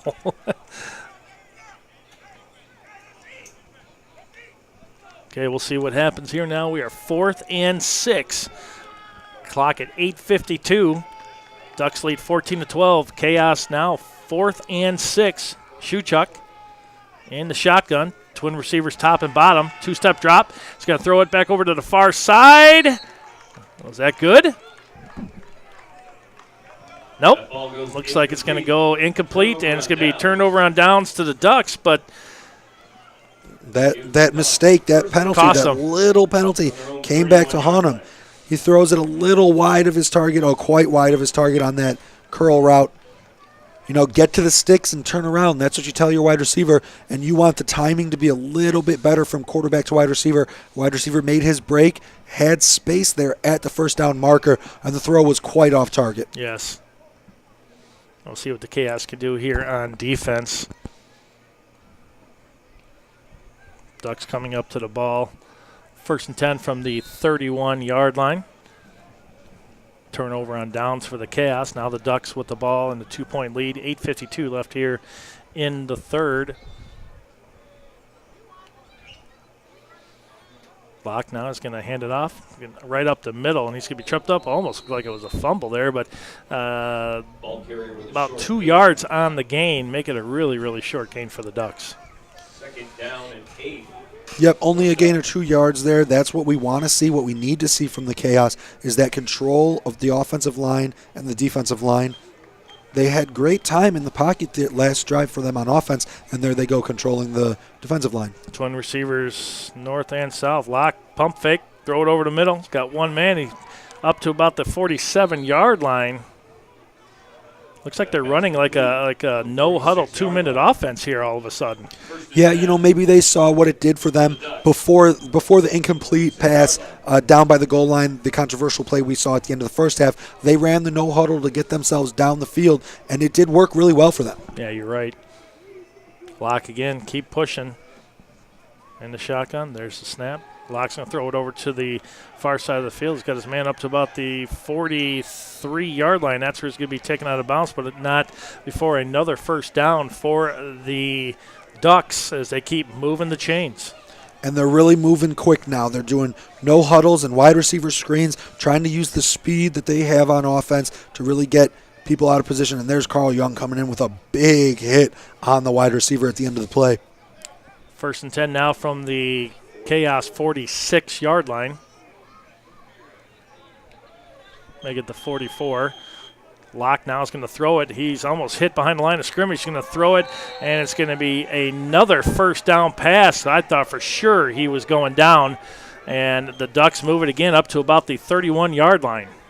Yeah, he finds number 18, Brandon Keller, for the Ducks there over the middle. just evades a little bit of the pressure, steps up in the pocket. We talked about that on one of their big plays they had in the first half, the ability for him to see the hole in the pocket, take a step up, and hit somebody downfield when you give your wide receivers that much time to work. Under 7 minutes left here in the third. Ducks up 14-12. Ducks driving on the chaos now. Lock, two-step drop, pump fake, throw it back over the middle again. That's going to be over the intended receiver's head. Incomplete. Make it 2nd and 10 now for the Ducks. 2nd down and 10 for the Ducks. Yeah, as you see here, it definitely was a high-thrown ball. Maybe one thing you hope you could see, the safety is breaking real hard to make that tackle. Mm-hmm. If he's a little deeper, maybe he has a chance at an interception. But, again, that's not something that you're going to anticipate, right. is the ball going that high over. You're going to make the tackle. Right. 6:45 left here in the third. Clock stop due to the incomplete pass. You're listening to the 2016 GFL Bowl here, live from Benedictine University. Beautiful night, Matt. We thought for sure it was going to be rain, but it went away, and it's a beautiful night. Oh, man, when it cleared up, it just turned into the perfect football weather tonight. It did. All right, here we go. 2nd and 10 from the 31-yard line. Lock. Looks like he may be changing the play up a little bit. Trips near side. There's a snap. Lock. He's going to throw it. It's going to be intercepted! Oh. Intercepted for the chaos. Down to about the 20-yard line. Now, beautiful play there by the defensive lineman. Anticipated the pass. Awesome. Looks like that's big number 99, Adam Nelson, with a tip and an interception. What a play. What a play by the Chaos defensive line there. That is not a play you expect to see from a big defensive lineman there, an interior guy. He moved out to the outside there. Watch this. Oh, man. Tips up. Oh, he didn't even tip it. It went straight into his hands. He caught it on the fly. Of course, he's not going to outrun Andre Locke to the end zone, but flip the field, get the possession back for your offense. That may be the biggest momentum change play of the game. Now they need to convert. Give the man some oxygen. He definitely earned that. Oh, absolutely. You're right. It looks like he just threw it right into numbers, and that's great. He's got to have like some super soft padding there, because if that was me, that would have bounced off, went out of bounds. But look at that. Wow. Yep, doing all he can to make his way down there. Well, like we said, we knew he wasn't going to outrun Andre Locke to the end zone, but he made it all the way down to the 15 and put his offense in phenomenal position here. Well, the first mistake by the Ducks offense, a major one there. Locke throws his first interception of the night, and this is crucial because now the Chaos will have it down at the 15-yard line of the Ducks. Looking to possibly take the lead here with a score. There's a run. Looks like Young is going to break it over to the near side. He breaks one tackle, two tackles. He's down to the 2, maybe down to the, he's just shy of the goal line, man. Wow, what a run. What a run. That running back, CJ Young, has come up big for them all season long. Let's watch it right here. Under center, which we've been saying we don't see too often, but it gives him a chance to get moving downhill before he gets the ball, takes it outside. There's those quick feet, makes that little bit of move inside the diving tackler, makes his way out, and then after using the quick feet, he uses the girth that he has in his lower body to really churn those legs, get himself down. And here's the situation we talked about in the first half. You're at the 1-yard line. Who are you giving the ball to 4 straight times? That's a no-brainer. It's got to be Young, and I'd give a heavy dose of that right now. And I think he knows that. He's loosening up that leg there after that play. Down to the 1-yard line, 5:27 left here in the third. Chaos on the goal line. It's going to be a quarterback keeper. Looks like Young, and they're not going to get it across the goal line yet. I think the Ducks have stopped them. No, yeah, the quarterback keeper there. Shuchuk tried to find, your quarterback, you try to see where the nose tackle lines up or the defensive tackle closest to the center, and you try to really quickly go right on the opposite shoulder, the opposite end in the gap of that lineman, and hopefully you get just enough of a seam to squeeze yourself in between your guard and your center and sneak it in, hence the quarterback sneak. But when you have some linebackers in such a goal line situation, when they expect a big running back to come up the middle, they're going to try to stuff every gap. Right. So my question is, quick pitch to the outside to Young. I think that's a no-brainer, 6 points. Yeah, I think it could be. We do say he has quick feet. He may not have the speed to beat to the edge of the DBs in this situation, but if you can get him to the outside, have him lower his shoulder on one of those DBs, I think it could definitely be a play that works.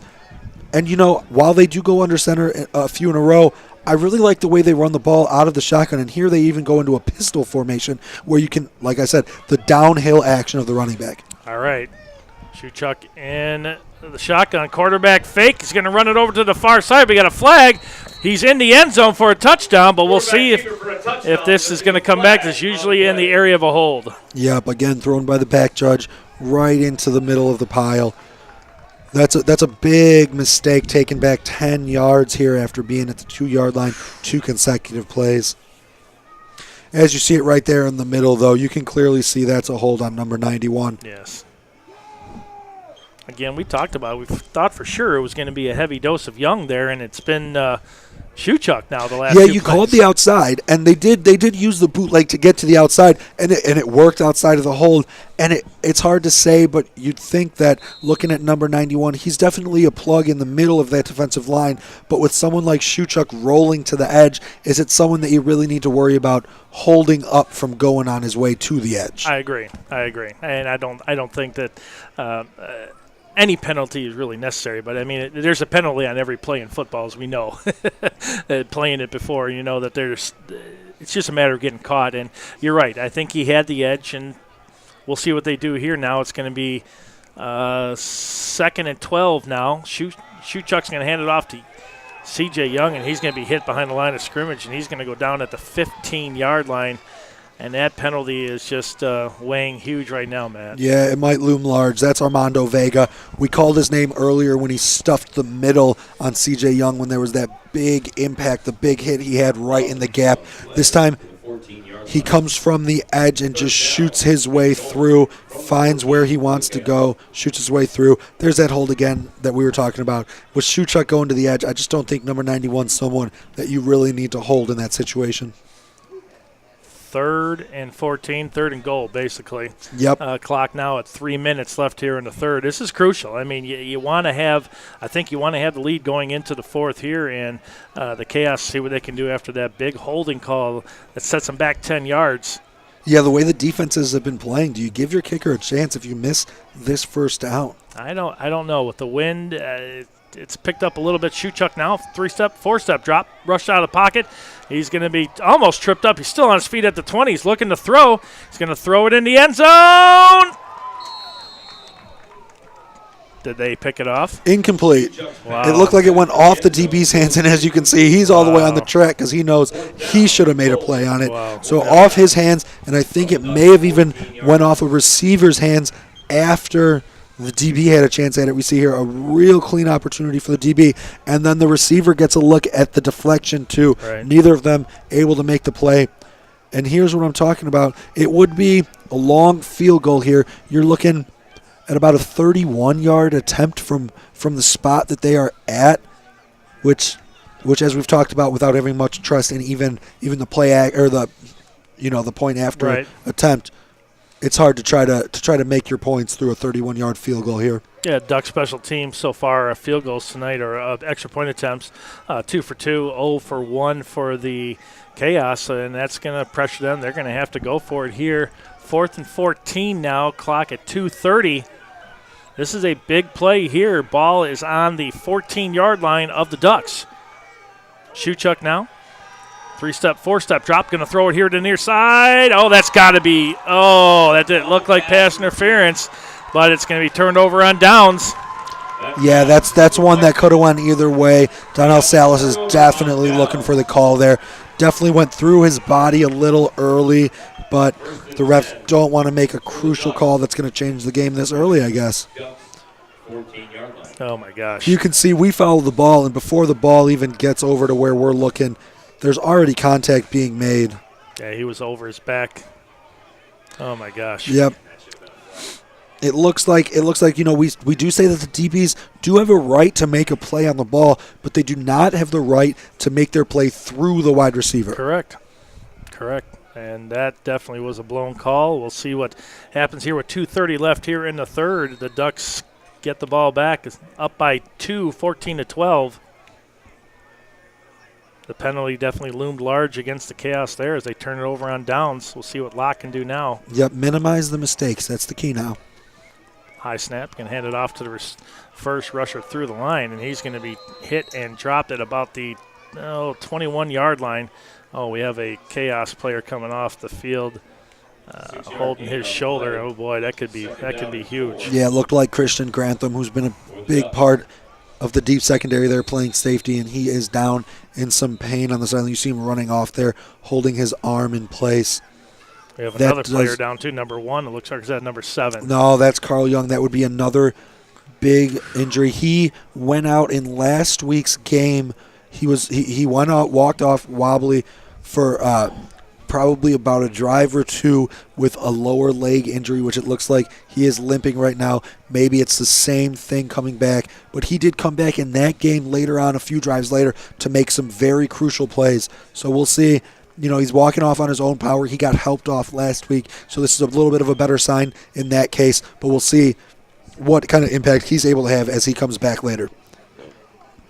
So they're down 2 big players here on this play as the Ducks come up. 2nd and 3 now. It's going to be a quick snap, trying to get the Chaos, and it's going to be another first down for the Ducks as he breaks not one but 2 different tackles. Looks like big number 4. He's going to take it down about the 35. Yep, the big back we've been talking about all day. He hasn't necessarily done all his damage up the middle in the run game, but he's been catching screens. He's been coming out of the backfield on bubbles and wheels, and he's been making plays whenever he makes his way into the open field. 49 seconds and counting here in the third. Ducks up by 2, 14-12, and they have the ball. It's going to be 1st and 10 from the 34-yard line. They're in no hurry right now to snap the ball. Locke's got twin receivers top and bottom of the field. He's going to hand it off to the running back right up to that's big number 4 again. And it's going to be got a helmet off and maybe a gain of 1 or 2 on the play. Yep, a much better job stuff in the middle there. As we saw last time, he went into the middle but was able to just kind of wiggle his way off of a few guys, off of his own blockers, and make it to the outside and then cut back upfield on the last run that got him the first down. But this time, they're going to take it right to the end of the third quarter, flip the field. We're going to go into the fourth quarter here with a 2-point game in the GFL Bowl, the championship. Chaos going for 5 in a row.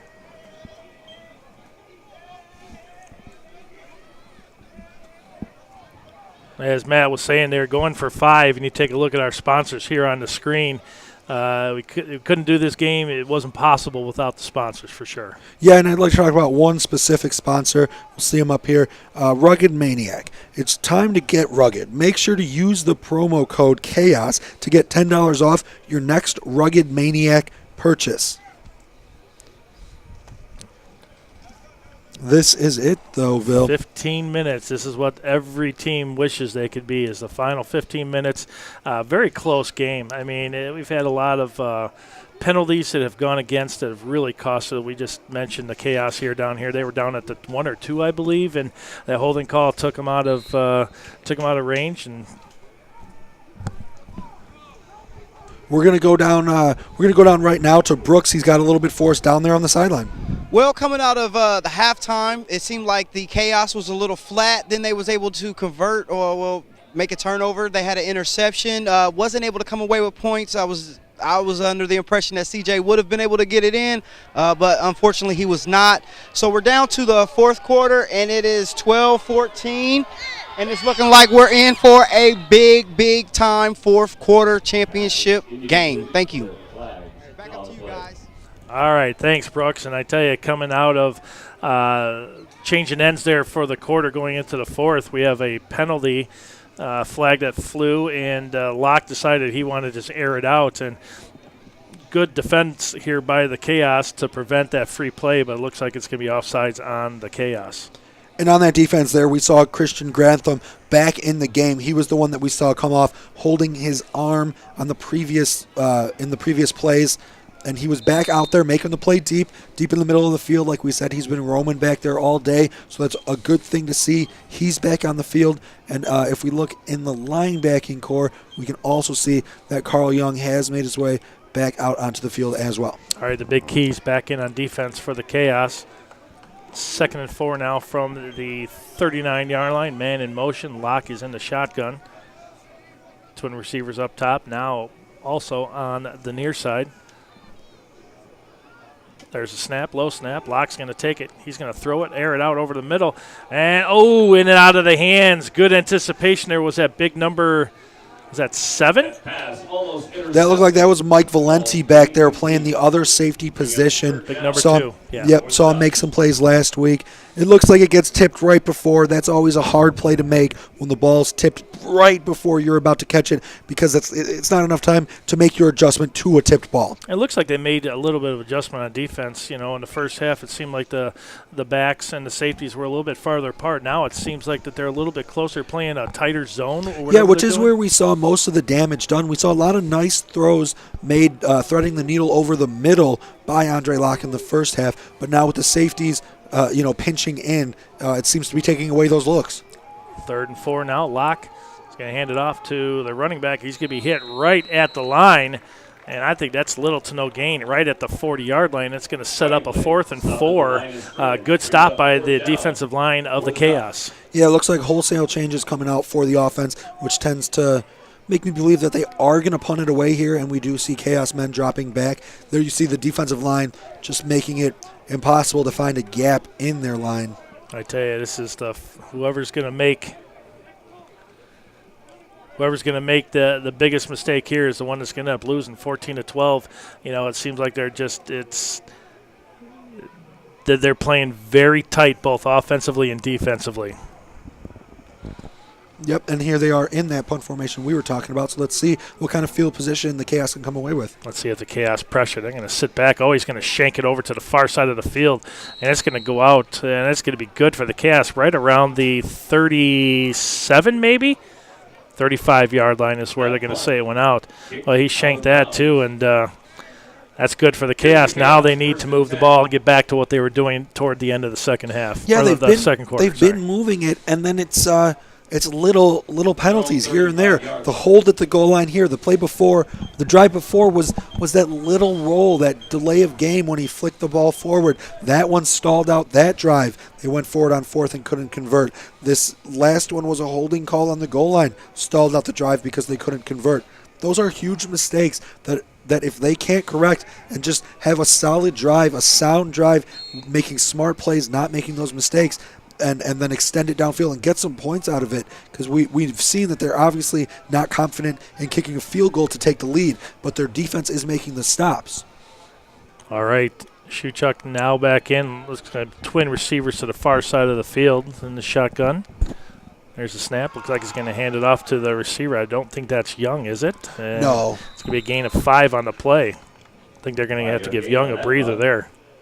2nd down and 5. Yeah, that was Jeriel Johnson Blaylark coming in after a quick offensive drive by the Ducks and then punting it back. You do probably need to give CJ a little bit of a breather. He's put in a lot of work so far in this game, and they're going to need him later on. So you want him to have a little bit of fresh legs when he's needed later. I agree with you. So they moved the ball slightly now. It's 2nd and 5 up to the 40-yard line. Clock under now at 13:10 left in this championship game. Ducks up by 2. Chaos with the ball. Shuchuk in the shotgun. High snap. He's going to take it himself. He's going to roll over to the far side. He's going to be hit. That's going to be a loss, about 1 or 2 on the play. Good defense there by the Ducks. Shuchuk, all he could do was hold on to the ball and go down. Yeah, in this second half, we've really started to see Armando Vega of the Ducks make a bunch of plays, and they tend to be on these outside plays where he can just shoot the gap, find his way through the mess in the second level, and then really accelerate into the ball carrier still behind the line of scrimmage, and he seems to be a very sure tackler when he gets there. Brings up 3rd and 8, clock at 12:25 left here in this 2016 GFL championship game. One thing we forgot to mention, SportstownChicago.com. You're going to make sure to get the word out, make sure you're listening and watching. Yep, that is where you can find our games live right now. Watch a great game as we have here and we've had in the past. 3rd and 8 now. Shuchuk got plenty of time to throw the ball. He does here to the near side, and that's going to be If it's caught, it's going to be about 2 yards shy of the first down. Looks like they're gonna give him the completion. The 44-yard line. Brings up a 4th and 1 for him. Let's see if we see CJ Young. We haven't seen him yet this drive. And, of course, here he comes from the sideline coming up. Well, that's a beautiful throw on that out route there to get it to the sticks. That's where you send your wide receivers, to the sticks. He had to come back a little bit to make the catch, which is why you have the 4th and 1. But the receiver ran a great route to get it right to the first down marker. Right, it's a timing play that you have to make sure that you're on the same page as the quarterback. You're right, and the fact that he came back, it's going to bring up a 4th and 1. But you mentioned Young is back in now. I think and the Ducks anticipated they're bringing it. Looks like 5, maybe 6 on this play. 4th and 1. Shuchuk now, hand it off to Young. He's gonna get it. Yep, and right when you need the big back, the one you can get a couple yards, you send him in and you get him, which just makes you question even more when they had first down on the 2-yard line, why he didn't get the ball handed to him a handful of times. I know that they did score and that the holding play brought it back, but the hold only occurred because of a bootleg outside, and you have a defensive lineman trying to move his way down the line instead of straight at you. So that's when you tend to get those holds a lot. But watching that replay, Young, he definitely switched directions quickly and was able to find that opening on the left side to get the first down for the Chaos. Now 1st and 10 from the 47, clock at 10:12. Shuchuk now is going to have it. Going to give it off to Young. He's going to cut it back. He's up to the 50, down to the 45, down to the 40. Still on his feet. Nice run there by Young down to about the 36-yard line. Again, you got to keep giving it to him. Yeah, well, let's watch. We keep saying it, but watch how quick he can move these feet in these gaps to really make his way through. He moves outside, and he's a good one cut back, making it right back up the middle. And before that play, I was going to mention that we saw him stretching his legs, and there seems to be a penalty that is bringing them back. Holding against the Chaos. Oh, I didn't see that flag. They're going to call a hold on the Chaos. Really going to hurt him. Another penalty. Seemed to be a late flag. I didn't see it either. But what I was saying about CJ Young is that before that play in the backfield, he's shaking his legs, his lower legs a lot. Seems to be that he is losing a little juice in him. If you can get another back who can really get you some run back there for a few plays. I know CJ's been the one who has been productive, but you got to give him a little bit of a breather with just over 9 minutes left in the game. You're going to need him late. Makes it 1st and 20 now. Maybe some of the issues with some of these guys could be some cramping issues too. But you're right, Young has been, you're right, he's kicking his leg. Shuchuk now in the shotgun. He's going to throw it. It's going to be to the near side. And that's going to be incomplete. No, he makes the catch. He made the catch. That pass is complete. Nice. Right back to the original sticks. For a 10-yard gain. That's a great timing route there by Shuchuk and Drain.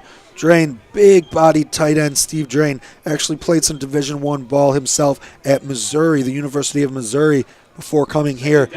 And he seems to definitely have the timing down with Shuchuk. He's made some big plays in this game. That was a huge chunk of yardage to get back after that penalty. You're right. Make it now 2nd and 10. And you're right. Knowing where your quarterback is going to throw it, if you say 10 and out and it's there, that's a very, very good throw. Shuchuk now in the shotgun. He's going to roll over. Look like he's going to go left, but he's going to quick throw. Oh, and it's going to be caught! Down to the 24. Oh, we got a late flag, too. I thought that was picked off, but man, oh man, beautiful threading the needle pass. Yep, and that's the risk you take as a DB trying to jump the route. You either get the pick or you let your coverage go and you let your man get yards after the catch because you're not going to be there to make a tackle. Right, that's feast or famine right there. You're right, and that's going to be on the Ducks, so I'm sure they're going to decline that. You're right. That we'll see the Oh, they're calling personal foul. If they call a personal foul after the play, they're going to walk it off another after 15. the gain. That's going to be big. So might be a half the distance to the goal. They were at the 25. Yeah, it should just be a half the distance to the goal, but it will set them up 1st and 10 from the 12. These have been mistakes we've seen both teams committing these mistakes. And so really, who can limit them and who can, at this point, almost have the ball last? We saw that last week in a much more high-scoring affair. But who has the ball last, who can make less mistakes, and who can finish off their drives? Wow. So after the catch, he goes out of bounds, he gets hit. And we're going to have looked like Shoe Chunk was going to, not really sure what happened there. There was a whistle as the ball was snapped. But you're right, Matt. I mean, my gosh, it's bad enough to give up the long play, but then to hit after he's out of bounds, clearly these refs are looking for that. And I tell you, he definitely stuck out like a sore thumb. Oh, yeah, definitely on that one. And those are the plays that we've been talking about, that we need to see a little bit of speed on the edge for the Chaos. The Ducks have used their speed all day long to make plays out on the edge, and the only one we've seen really making plays on the edge for the Chaos has been Shuchuk. Shuchuk under center. He's going to hand it off to Young over to the far side. Looks like he just tripped up on the turf itself, so he's going to maybe get back to the original line of scrimmage. Let's see what happened there. I just believe it might have been a shoestring tackle there too. But either way, So yeah, it was. Yeah, breaking through the line there. That's number 25 for the Ducks, making a great play on his way in there. That's Lionel Charleston. Comes in, gets just enough of the lower body to slow those legs down and trip him up. 2nd and 10, clock running at 7:25. Final quarter of this 2016 GFL Championship game. The Chaos with the ball. Shoe Chunk now back. He's back in the shotgun. High snap. It looks like he's going to hand it off to. Whoa, he got hit. Who was that? Was that Young? Big number 25 come up right up the middle for the Ducks and laid a licking on him. Wow. Yeah, same guy who made the play we just saw last time. That's Lionel Charleston. Again with Armando Vega, though. We've seen some big hits from both of them. Meet him in the hole. That's 2-on-1. That's never going to go the way of the running back. 2-on-1 against the linebacker. And C.J. Young actually makes his way off the field. But the running back who comes in, I was going to mention, is a name that we have not heard at all tonight. And that's C.J. Gallard, or Cody Gallard, I'm sorry. And he had a big game for them last week against the Cowboys. It was more of a split between everybody, and I haven't called his name at all today, and he can really make some plays in the change of pace realm. Yeah, he's 5'10", 185. These are some big guys. Oh, absolutely. I mean, big guys. Here we go, 3rd and 7. Clock at 6:15 and counting. Shuchuk now in the shotgun looking to throw. He's going to throw it in the end zone, in and out of the hands of the receiver. He was open. How close can you get to trust your kicker? Your defense has really put the game to where the 3 points here could really win it at some point. And all these 4th downs, if you can't convert, it looks like on this pass, though, it might have gotten tipped just the slightest bit before it gets to the hands of the receiver. And like we mentioned on another play earlier in the quarter, just that tiny bit of tipping, as we'll see right here. Looks like it, it just changes directions right over the hands of the defender, and that's all it takes to throw the eye-hand coordination of the wide receiver off. We talked about the big play toward the end of the first half being a pivotal play. This is huge, Matt. 4th and 7 for the Chaos. 6:04 left in this contest. Shuchuk now. Shotgun. He's going to be rushed out of the pocket. He's going to have to do something with it. He's going to throw in the end zone. That's we got a flag. We'll see what the flag is. I don't know if Shuchuk maybe passed the line. I don't think he was past the line of scrimmage when he threw it. But there is a flag on the play. It looks like it's going to be on the Chaos from what the Ducks are saying. It's going to be 1st and 10 for the Ducks with 5:55 left. With a 2-point lead. Yeah, not quite sure what it is. Let's see here. The line of scrimmage is at about the 10.5. Yeah, he's definitely not past the line of scrimmage, so it's not that. Maybe it's an illegal man downfield, probably on the block right there. Yeah. You almost think you just got to kind of just tuck that ball and run when you're throwing into quadruple coverage like that. Yep, using his athleticism to get outside. But if no one's open, sometimes you do try to make the play, force it. But there's the blocking. You can't fault the lineman too much. He sees Shuchuk rolling out, thinks that he's going to try to make it to the end zone on his own, and that he needs some help there with some big blocks. But not being able to close out these drives, it just really highlights the need for a solid kicking game that you can really trust. I agree. 2 timeouts left for the Ducks, and they have the ball under 6 minutes left, and they're just going to run it right down the middle of the field for a gain of about 8 on the play for the Ducks. That's going to make it 2nd and 2. Yep, now it's time that they're just going to try to run the ball out, gain their yards, and run that clock. And as you see here, they go back to the back we saw in the very beginning of the game. That's big Andre Hobbs at 5'9", 270, carrying the ball. I'm sure we'll see a lot of Jerome Lassiter too. It's time to get loud for your defense. This is big. Clock still running. Ducks trying to force the Chaos to use a timeout to stop this clock. Locke's going to take it, quarterback keeper. He's going to have the first down and more. Still on his feet all the way down to the 50-yard line.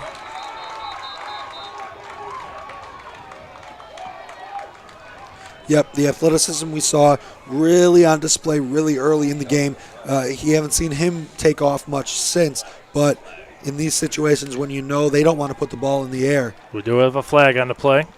This could be a big call in this game. It looks like it is coming back. From all the way out to the 50 on a big broken play. All the way back. It's going to come back, and we'll see how far back it comes. If they at least still get a first down, depending on where the call was. So it looks like they called a legal block in the back, so now we just have to worry about where the foul took place, if it was a first down and the foul was later in the run, or if it was early enough to where, so it seems like they're placing the ball at the 30, so it must have been pretty late in the run, so they will still get the first down out of it.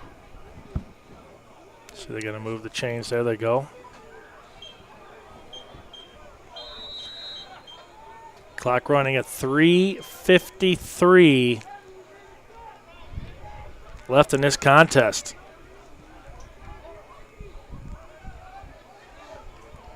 Oh, there's a wild snap. Locke is lucky to get that ball back. He tucks it and runs down to about the 36-yard line. He's lucky that. Yeah, almost a huge mistake there by the offense, but he just has enough awareness here. He's not even looking when that ball snapped. Enough awareness to rally it in and just keep it himself. I don't know if that was the original play call or not, but it worked out for him, and it puts him in a 2nd and short situation. Situation that I know that the Chaos have been in this situation in a championship game, down by 2, under 4 minutes left here in this contest. I think you just got to pressure him. You just got to keep pressuring Locke, and hopefully he can make a mistake here and get the ball back with enough time. Locke letting the clock run down. 3:37. Oh, there's a snap. We got a flag. It's going to be offsides. Locke's going to take it himself, and he's going to get just enough, I think, for the first down. We'll see if it's offsides. Yeah, definitely going to be encroachment on the defense there. We saw it on the short side of the field pretty clearly there. At this point, they could decline. They could accept. It's about the same result for them. It was a first down run by Locke. Yeah, it looks like the Chaos were trying to bring everybody and time the snap just right. Yeah, I mean, they know where they're at. They need to get a stop, and they need to get a stop quickly here.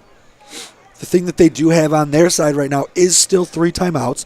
We saw the Ducks burn one early in the half. They do still have 2 as well in case it does come back the other way. But this is the time that you got to really see the stops. For the Ducks from their own 40-yard line. Gut check time here at the 2016 GFL Championship game, Matt, and it's going to come down to who wants it the most right now. And I tell you, the Chaos defense, they were bringing everybody on that play for sure. Yes, they were, and it's going to come down to, I know we've said it a lot in this half, but the mistakes have already controlled the play that we've seen in this half on both sides of the ball. Play mistake-free here, get a stop, give yourself a chance at least to come back down and score.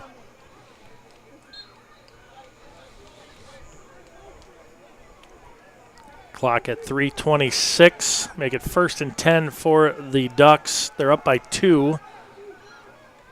Final quarter of action here at Benedictine University.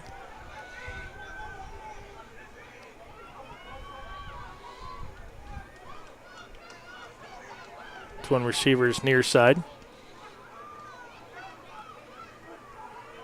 Lock in the shotgun. Hand it off right up the middle, and that's going to be a gain of about 2 yards on the play. That big running backs, again, they got two that are, they look like twins. They're massive. Yes, they do.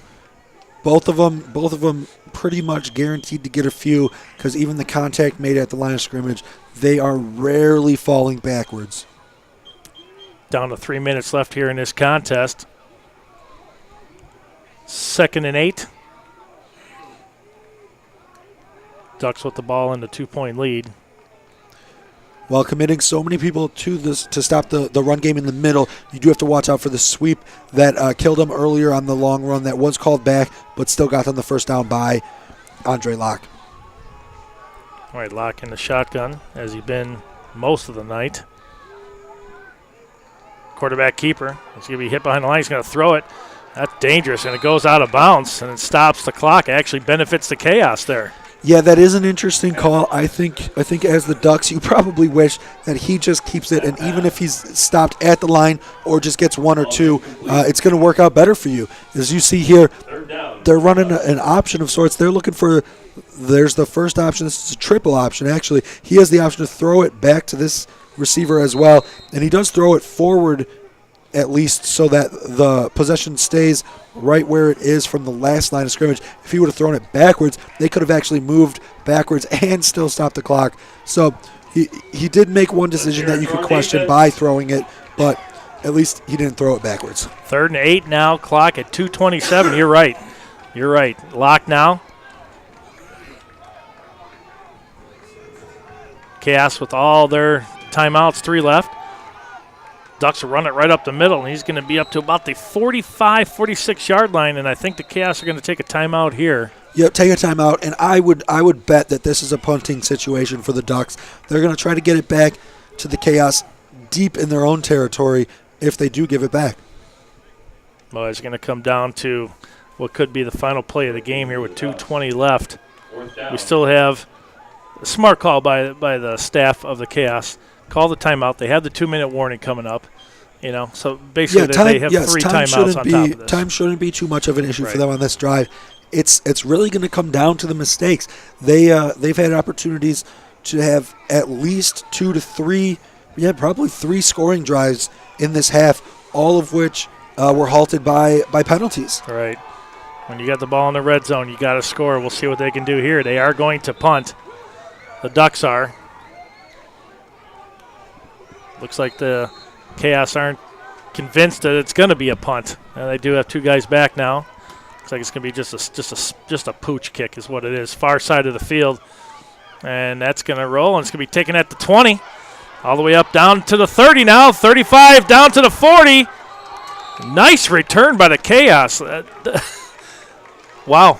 Yeah, you can't ask for much more there. Make some guys miss. Get yourself into better field position. In the long run, that's only a change of about 10 yards on the field position battle, and that is not exactly what the Ducks were hoping for there. I would almost want to kick that ball out of bounds to not even have a chance of it being run back like that, because it still gives the Chaos decent field position at the 40-yard line, and they have the 2-minute warning, and they've got 2 timeouts. I mean, it's definitely in their favor. And while the Ducks were on offense, Shuchuk was down here throwing the ball. So I think we're going to see a lot of throwing here. Hopefully he goes back to his threading the needle like he's known for doing. Yeah, we still don't see CJ Young in the backfield, so maybe his legs are still a little tired, but with the pass needed, it's not necessarily crucial. Yeah, you're right. Shuchuk now is going to be quarterback keeper. Looks like a botch play. He's going to take it around the end, down to the 40, down to 50, still at the 45. Still on his feet, down past the 40, down to the 39. Shuchuk with a huge run. No quit. It looks like they'll run this one down to the 2-minute warning. But, yes, it almost looked like a miscommunication in the backfield. The running back went the same way that Shuchuk was going, but that's just will right there. Sheer will and athleticism by Shuchuk, breaking one tackle and then another one there and getting this right here gets him another 4 yards there just by using his strength that we've seen from him throughout the game on these. They bump into each other in the backfield there, and he just takes it right here, cuts up between these two defenders, gives a stiff arm to that defender and throws him away. And then here breaks another tackle and then uses his strength and will to gain the extra 3 yards.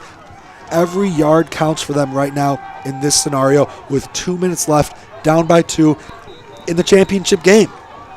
There's Young, and you're right. He's not coming in.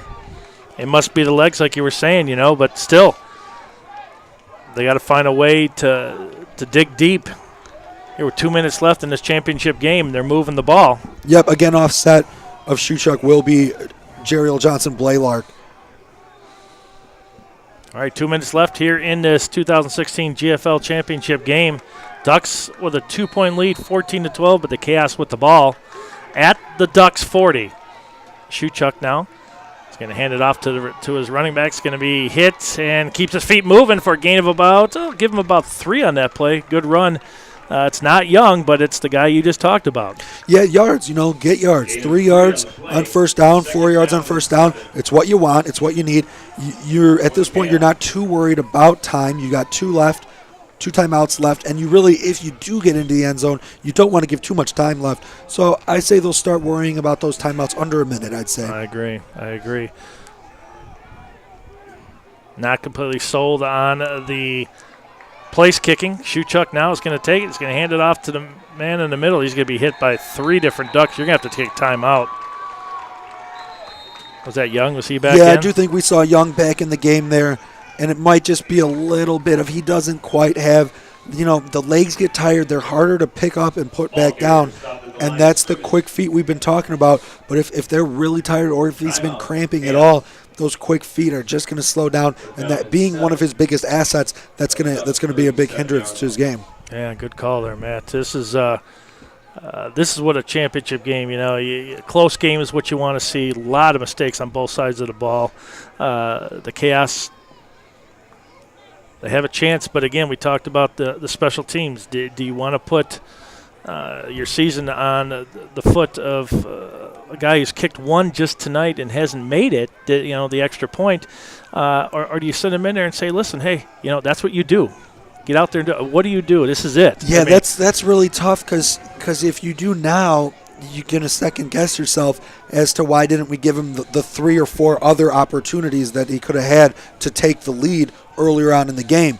If you do want any chance you can to win, and if it comes down to a 4th and 10 or a 4th and 8 somewhere in field goal range, it's pretty much what do you feel a little more comfortable with? I think we've seen they don't feel comfortable with the kick game. Shuchuk now, 3-step drop, going to be rushed out of the pocket. He's going to throw the ball. He does, and there's nobody there. That's probably going to be, is there a flag yet?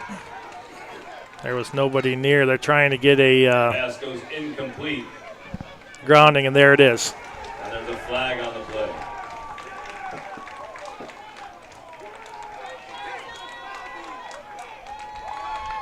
It's one of those things you got to make sure that there's somebody with this much time, little time left on the clock. You got to make sure that there's somebody in the vicinity.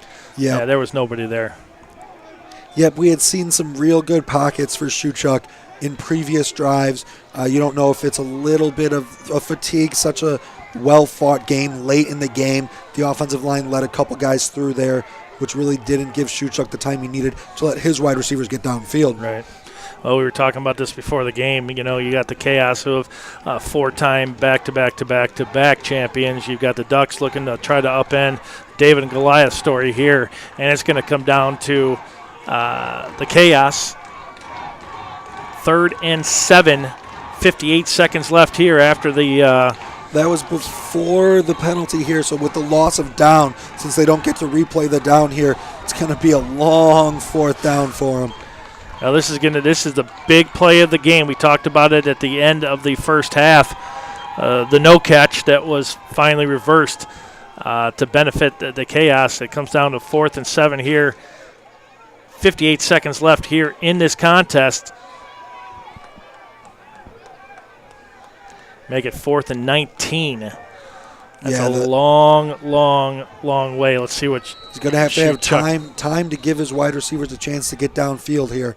You can see how off that the Ducks defenders are playing on this coverage. They're giving at least an 8-yard cushion here. So the wide receivers have to get to that cushion, take up that cushion quickly, and still have a chance to put a move on or break past the coverage. It's going to be real tough to get separation. So at that point, you're going to need a guy to go up and make a play. I don't know who you think. We've seen Donnell Salas go up and make some plays in the end zone. We've seen Steve Drain, such a big body, but he's a big-bodied tight end. So will Shuchuk have the time for Drain to get downfield the distance he needs to? I think you either have to hope for a burner to blow by that cushion, to eat up that cushion real quick and get by it, or you're going to have to give someone like Donnell Salas a jump ball opportunity. Yeah, I don't think you go for the Hail Mary, do you? I think you got to get somebody maybe just past the sticks. I don't know if you want to – maybe you do or you don't. I don't know. Yeah, it's just a tough situation in this one, for instance, to get right to the sticks, because that is at the level that the first line of DBs will back up to, and the safeties are already stationed right there. So you got to blow by some sort of coverage, maybe just to the 20 or so, but I think they got to. Oh, is that going to be false start on the offensive line? They're gonna call it on the chaos. Now make that a 4th and 24. Yeah, so you're getting to the point where even just for the first down, you are just throwing it up. You really don't have the time. And you got to hope for a penalty. Yeah, you really don't have the time to truly have this deep of a route run crisply in the pocket. I just can't imagine. This is a huge, huge play. With 58 seconds left, 4th and 24. Ducks with a 2-point lead, and the chaos in a pretty deep hole here with 4th and 24. I think you're right, man. I think they're going to have to throw this up and hope for a penalty here, or like you said, a quick hitch and go. Because they're all set back to the 30-yard line. Shuchuk now. Now we got another flag.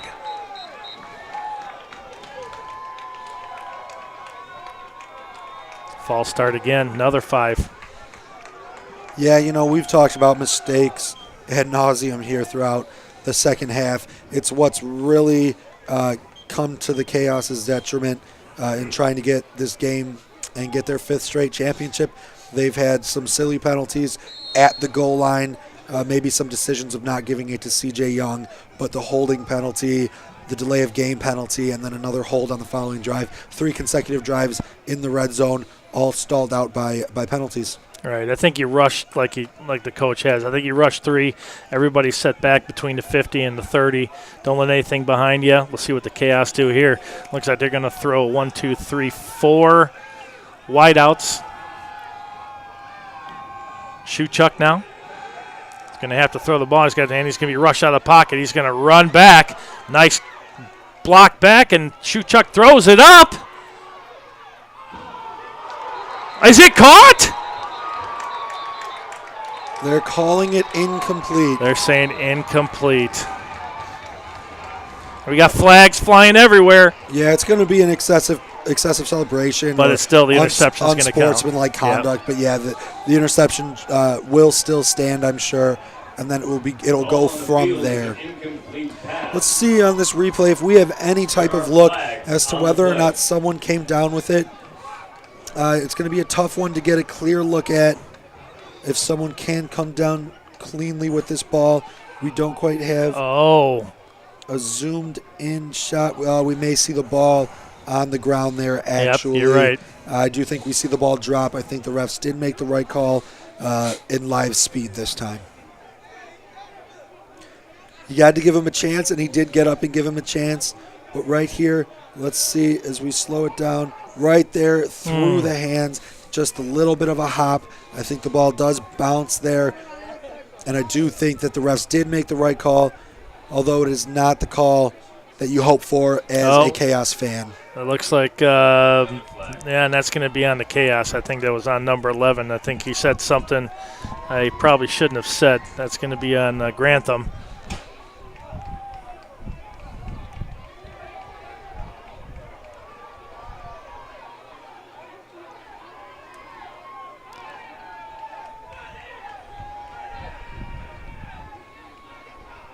So they got. Yep, there were a lot of unsportsmanlikes there as the Ducks had players running out onto the field with their helmets off. Oh, I think that's coach is getting. I think the coach might be getting ejected here for the Chaos. Tempers are running extremely high right now. I do believe that the referee may have just called the game short. I think he did. Due to. They did. Oh, this is. Yeah, you never want to see this. Hey, you never want to see this happen, but this is the referee has called the game short due to some conduct on the field by a few of the Chaos players and coaches. I think the referee may at some point have felt threatened, and that is something that the refs, with not much time left and no timeouts, knowing what can happen in the game. Wow. Something that hasn't happened in 4 straight seasons, and that's the Chaos not walking out without a championship. And this, wow. Yeah, a lot of emotions running high here. Yep. We did see a great game today, though. Yep. It didn't turn out in the way of the Chaos winning their 5th straight championship, but it is not a game that, while being sloppy, it was a hard-fought game. Mostly the tempers stayed in check, except for at the very end. But after a failed 4th down, knowing that the season has come to an end, you're out here just playing ball because you love it. You can let your tempers get a hold of you. There aren't necessarily the same repercussions for a professional athlete in these scenarios. So sometimes, you just let yourself. Yeah. You let go of yourself a little bit. Yep. Well, I tell you, it was a great game. Like you said, Matt, a lot of mistakes on both sides of the ball. Unfortunately, the Chaos made the biggest mistakes toward the end, and the Ducks just ran the clock out, and something we're not accustomed to saying. And the Ducks win the 2016 GFL championship, and congratulations to the Ducks, but great season for the Chaos also.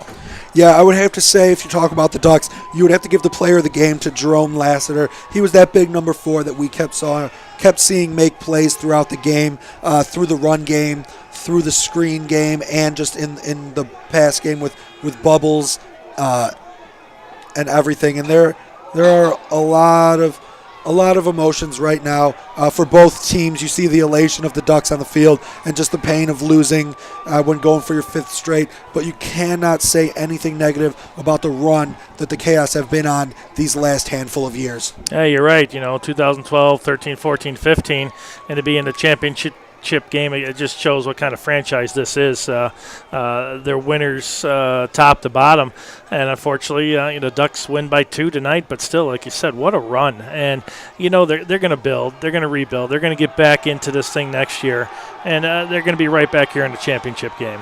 Yeah, we see some more celebrations here. It just shows what we've seen in these replays recently. You can just see what it means to both sides, both teams in this game. The highs and the lows of playing in a championship game in football. Yeah, I tell you, this is a very, very intense. Both teams out there congratulating one another. Now the Ducks at 50-yard line and so forth. Again, like you said, these players played whistle to whistle. Yes, they did. Great game, great contested game. Just not the outcome that you hope for if you are a Chicago Chaos fan. But you have to give all the credit in the world to the Ducks. They came out, they used what their strengths were with the speed and the size of their running backs and the athleticism of their quarterback. And they capitalized on what were mistakes made by the Chaos. When you take a look back, 22-13, the Chaos won. Again, a lot back in May. A lot of things have changed since then. And tonight, very low-scoring game. And the Chaos played, they played well, but the Ducks, they win by 2. But again, next season, it's not about rebuilding. I don't think this team needs to rebuild. I think that they're right where they need to be. Just a couple plays and a couple penalties to win against them. And like you said, when you're in a red zone, Matt, you got to score, especially that deep. Yeah, 3 consecutive drives in the red zone and 3 consecutive drives stalled out by penalties for the Chaos. I'm sure that plays into the high level of disappointment they're feeling. I know they left it all on the field, But when it comes down to plays like that, to mistakes that could have been avoided, it probably does hit you a little harder. Yeah, there's no doubt. And I tell you, what a great night it was. I had a chance to call my first game here with you. What a game it was, too. Oh, yeah, great game. It was great calling it with you. Great championship that we get to see here tonight. It's not very often you get to witness championship-level football like this, see the elation of players. Just like I said, again, makes you realize how much it means to them. We hope both teams well in next year's season. Nothing can go quite as good as it did this season for the Ducks, though. Yep, and don't forget, you need to check this out, SportstownChicago.com. Again, that's where it's all at. You got to get.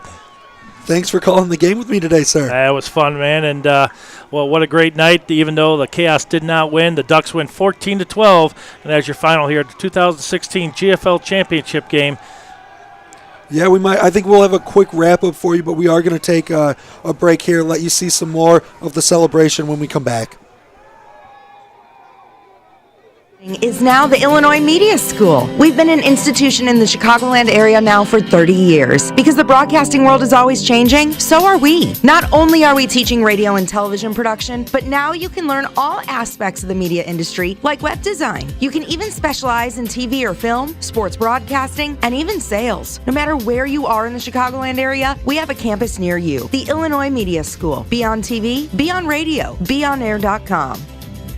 The Illinois Center for Broadcasting is now the Illinois Media School. We've been an institution in the Chicagoland area now for 30 years. Because the broadcasting world is always changing, so are we. Not only are we teaching radio and television production, but now you can learn all aspects of the media industry, like web design. You can even specialize in TV or film, sports broadcasting, and even sales. No matter where you are in the Chicagoland area, we have a campus near you. The Illinois Media School. Be on TV, be on radio, beonair.com. The Illinois Center for Broadcasting is now the Illinois Media School. We've been an institution in the Chicagoland area now for 30 years. Because the broadcasting world is always changing, so are we. Not only are we teaching radio and television production, but now you can learn all aspects of the media industry, like web design. You can even specialize in TV or film, sports broadcasting, and even sales. No matter where you are in the Chicagoland area, we have a campus near you. The Illinois Media School. Be on TV, be on radio, beonair.com. The Illinois Center for Broadcasting is now the Illinois Media School. We've been an institution in the Chicagoland area now for 30 years. Because the broadcasting world is always changing, so are we. Not only are we teaching radio and television production, but now you can learn all aspects of the media industry, like web design. You can even specialize in TV or film, sports broadcasting, and even sales. No matter where you are in the Chicagoland area, we have a campus near you. The Illinois Media School. Be on TV, be on radio, beonair.com.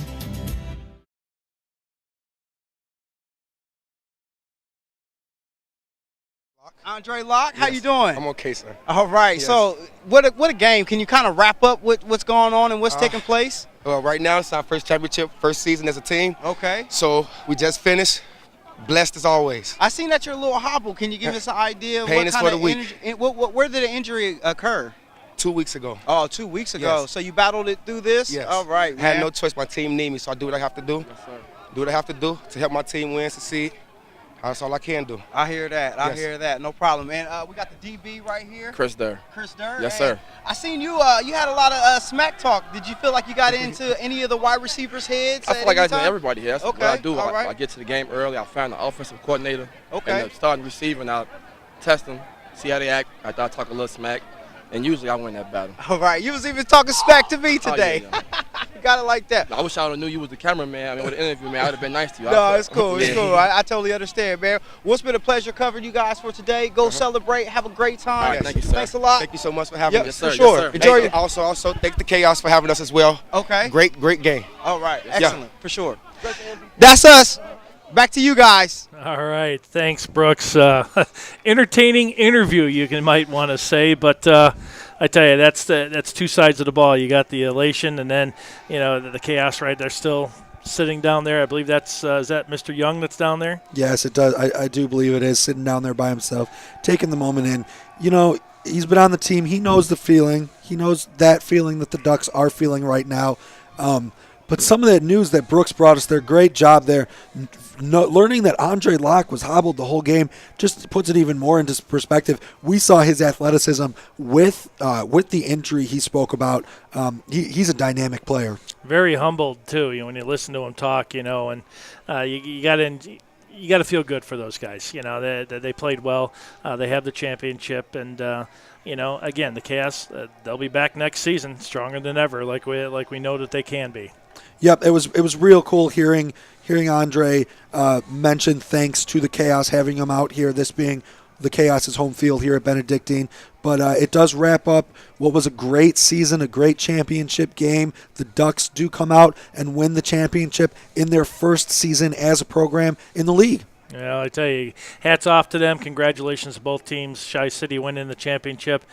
Chicago, losing by 2. Still, they're going to have a great season next season. It's really been fun to call this game here at the 2016 GFL Bowl. And Matt, great call as usual. Enjoyed working with you, and we'll be working here in the very near future. You too, sir. Yes, absolutely. It was a great game. Thanks for watching us, everybody who watched us, and we hope you enjoyed our broadcast. Well, thank you for everybody tuning in tonight. Final score of the Chi-City Ducks 14, the Chicago Chaos 12. That is your final score. 2016 GFL Championship Bowl.